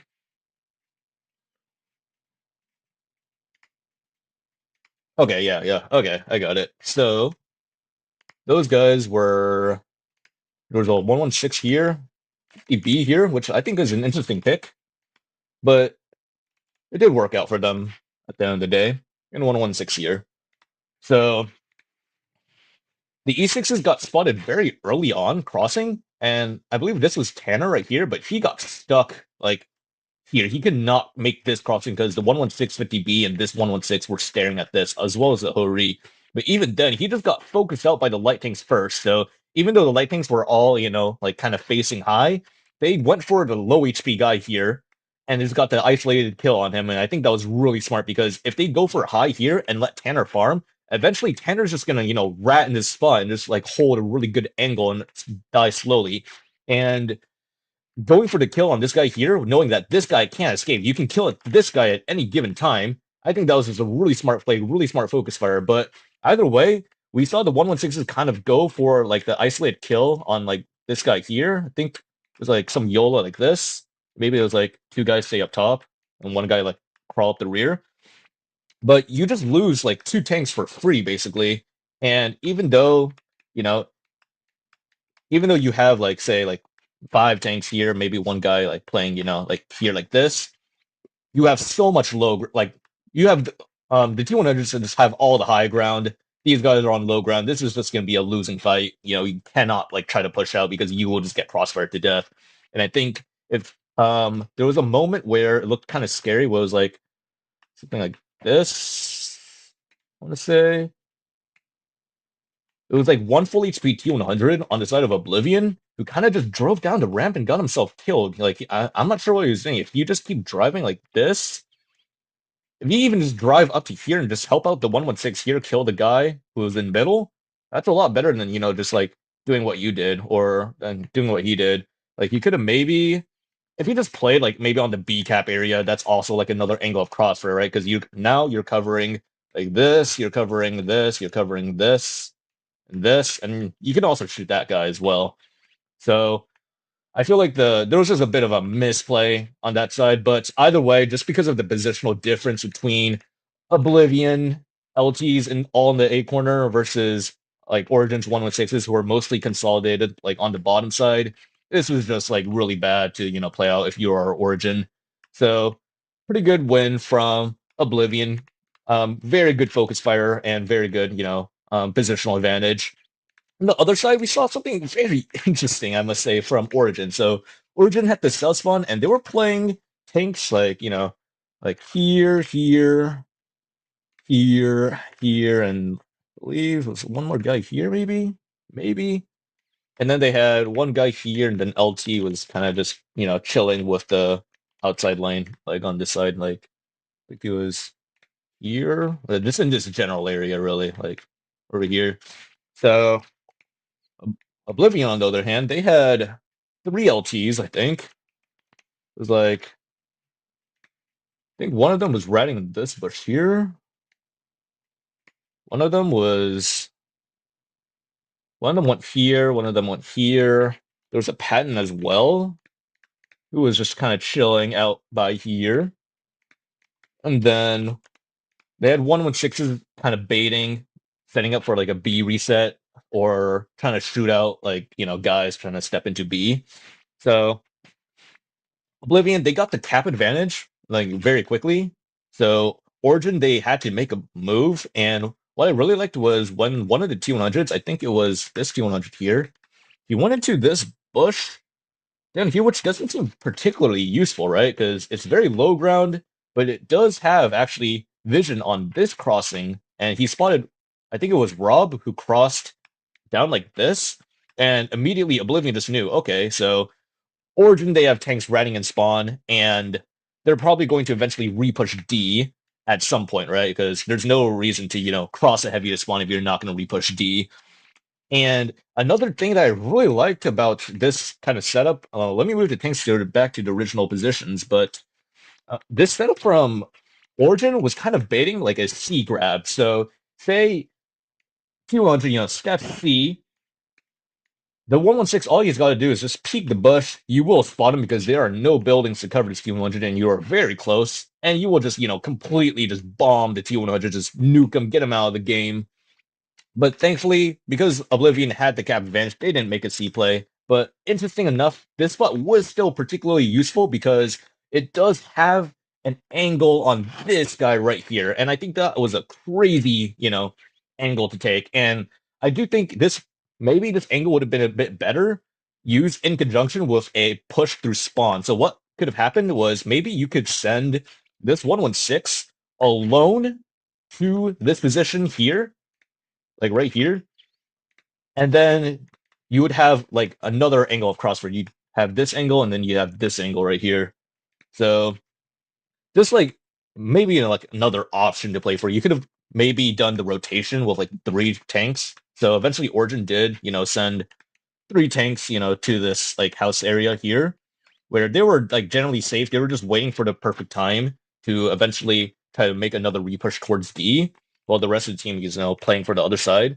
But what eventually happened was these guys moved up, and then these 116s moved up into C. And I really like this play from Origin because it's very methodical, right? It makes sense because what happens is if you send these 116s up to D first, right? If they eat any shots from, like, say, these guys here, like on the crossing, so if these guys are looking for, shots, to say both these guys are, playing, say, like together or maybe at this rock right here, and they look for shots on the crossing, like this, or you may have like, guys like here, or maybe like up here shooting the crossing. And what I was like talking about earlier in the game, where if you have a guy sitting in this house or in this hill here, you can not only spot, a crossing kind of like preemptively, but you can also put shots into C cap. So I think what was going on is maybe the Origin caller, like Cora, maybe he's like, okay, let's move up towards D, see if they have anything here. And if they don't, then we can just step C. Like very methodical, right?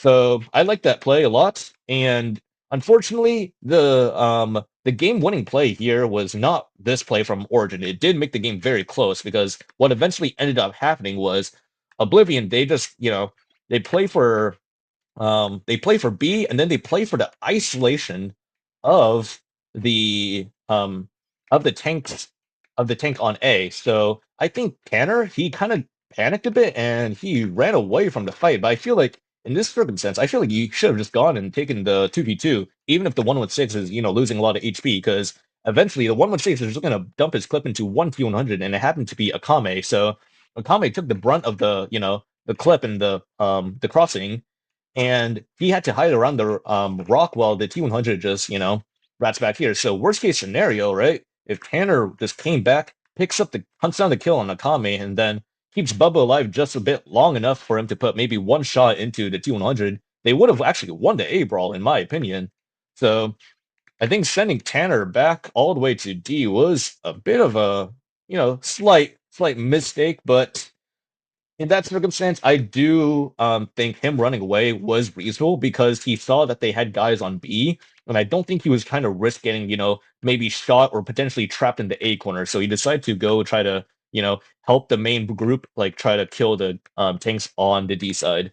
And I forget how they held B, but at some point, they maybe sent guys like this, force of three, did something like this, and I think this guy on the decap was Rob. He just got like crossfired out because what happened was once the 116s on B got the base, they tried to fight the other 116s on the side of Origin, and I think this was like 100% the right play, right? Try to match like the tanks here and try to look for the kill because these guys like on C have crossfire on your tanks, on D. So if you can kill these guys who are pressuring your guys on D, you're one leaving the pressure, and then two, you are, picking up kills and potentially, winning the game off the kills, which did eventually happen. So I think they killed, I think it was Cora. It was like a brawl, maybe like this. And they killed Cora, and then they just hit 1,000 points, and it was just GG.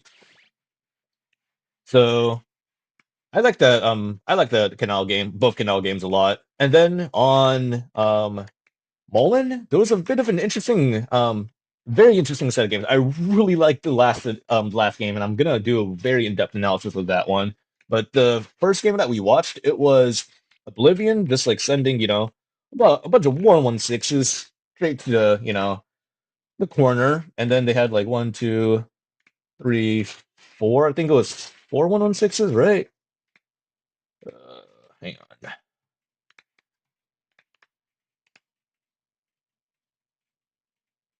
Let me just check the stream real quick.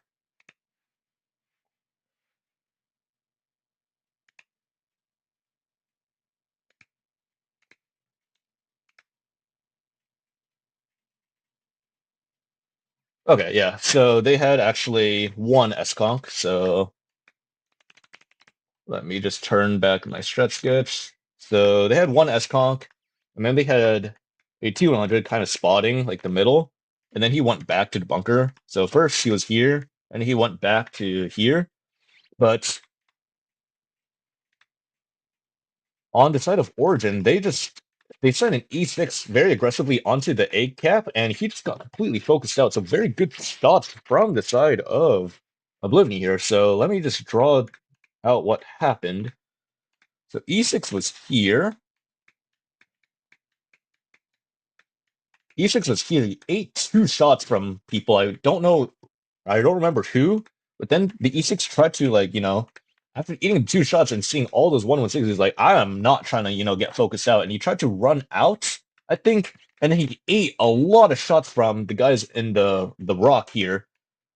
And he just got completely focused out because what happened was the Oblivion tanks just kind of wrapped around the top and went for the kill, which is 100% the right play, right? If you have a kill, reposition yourself and try to take that kill. And they did, and that was an absolutely beautiful play to make. And then Origin, the rest of their tanks, let me just draw them down real quick. I think it was like four tanks, like on the low ground, like here, or maybe it was three. I'm just gonna put like I'll just do like something like this, I guess. And then the T100, very good play from the T100. I think it was high in the T100, but he was playing towards the middle, and just because Oblivion, they made a maneuver to the top of A, they're actually not safe from the T100. If they were playing like more towards like the low ground, saying like this part of the map or this part of the AA side, they would have been, perfectly safe from the T100, and T100 would have been useless. And sorry, this is red T100. Yeah. So this T100 just had a lot of crossfire on the top side, and I think he bled like Ranger down to a one shot or something. But good crossfire, good angle that the T100 took, but it just wasn't enough because the E6 just completely got nuked out of the game, and then Oblivion just cleans up the rest of the brawl. Now, the game that I really, really want to get to is actually the other match. So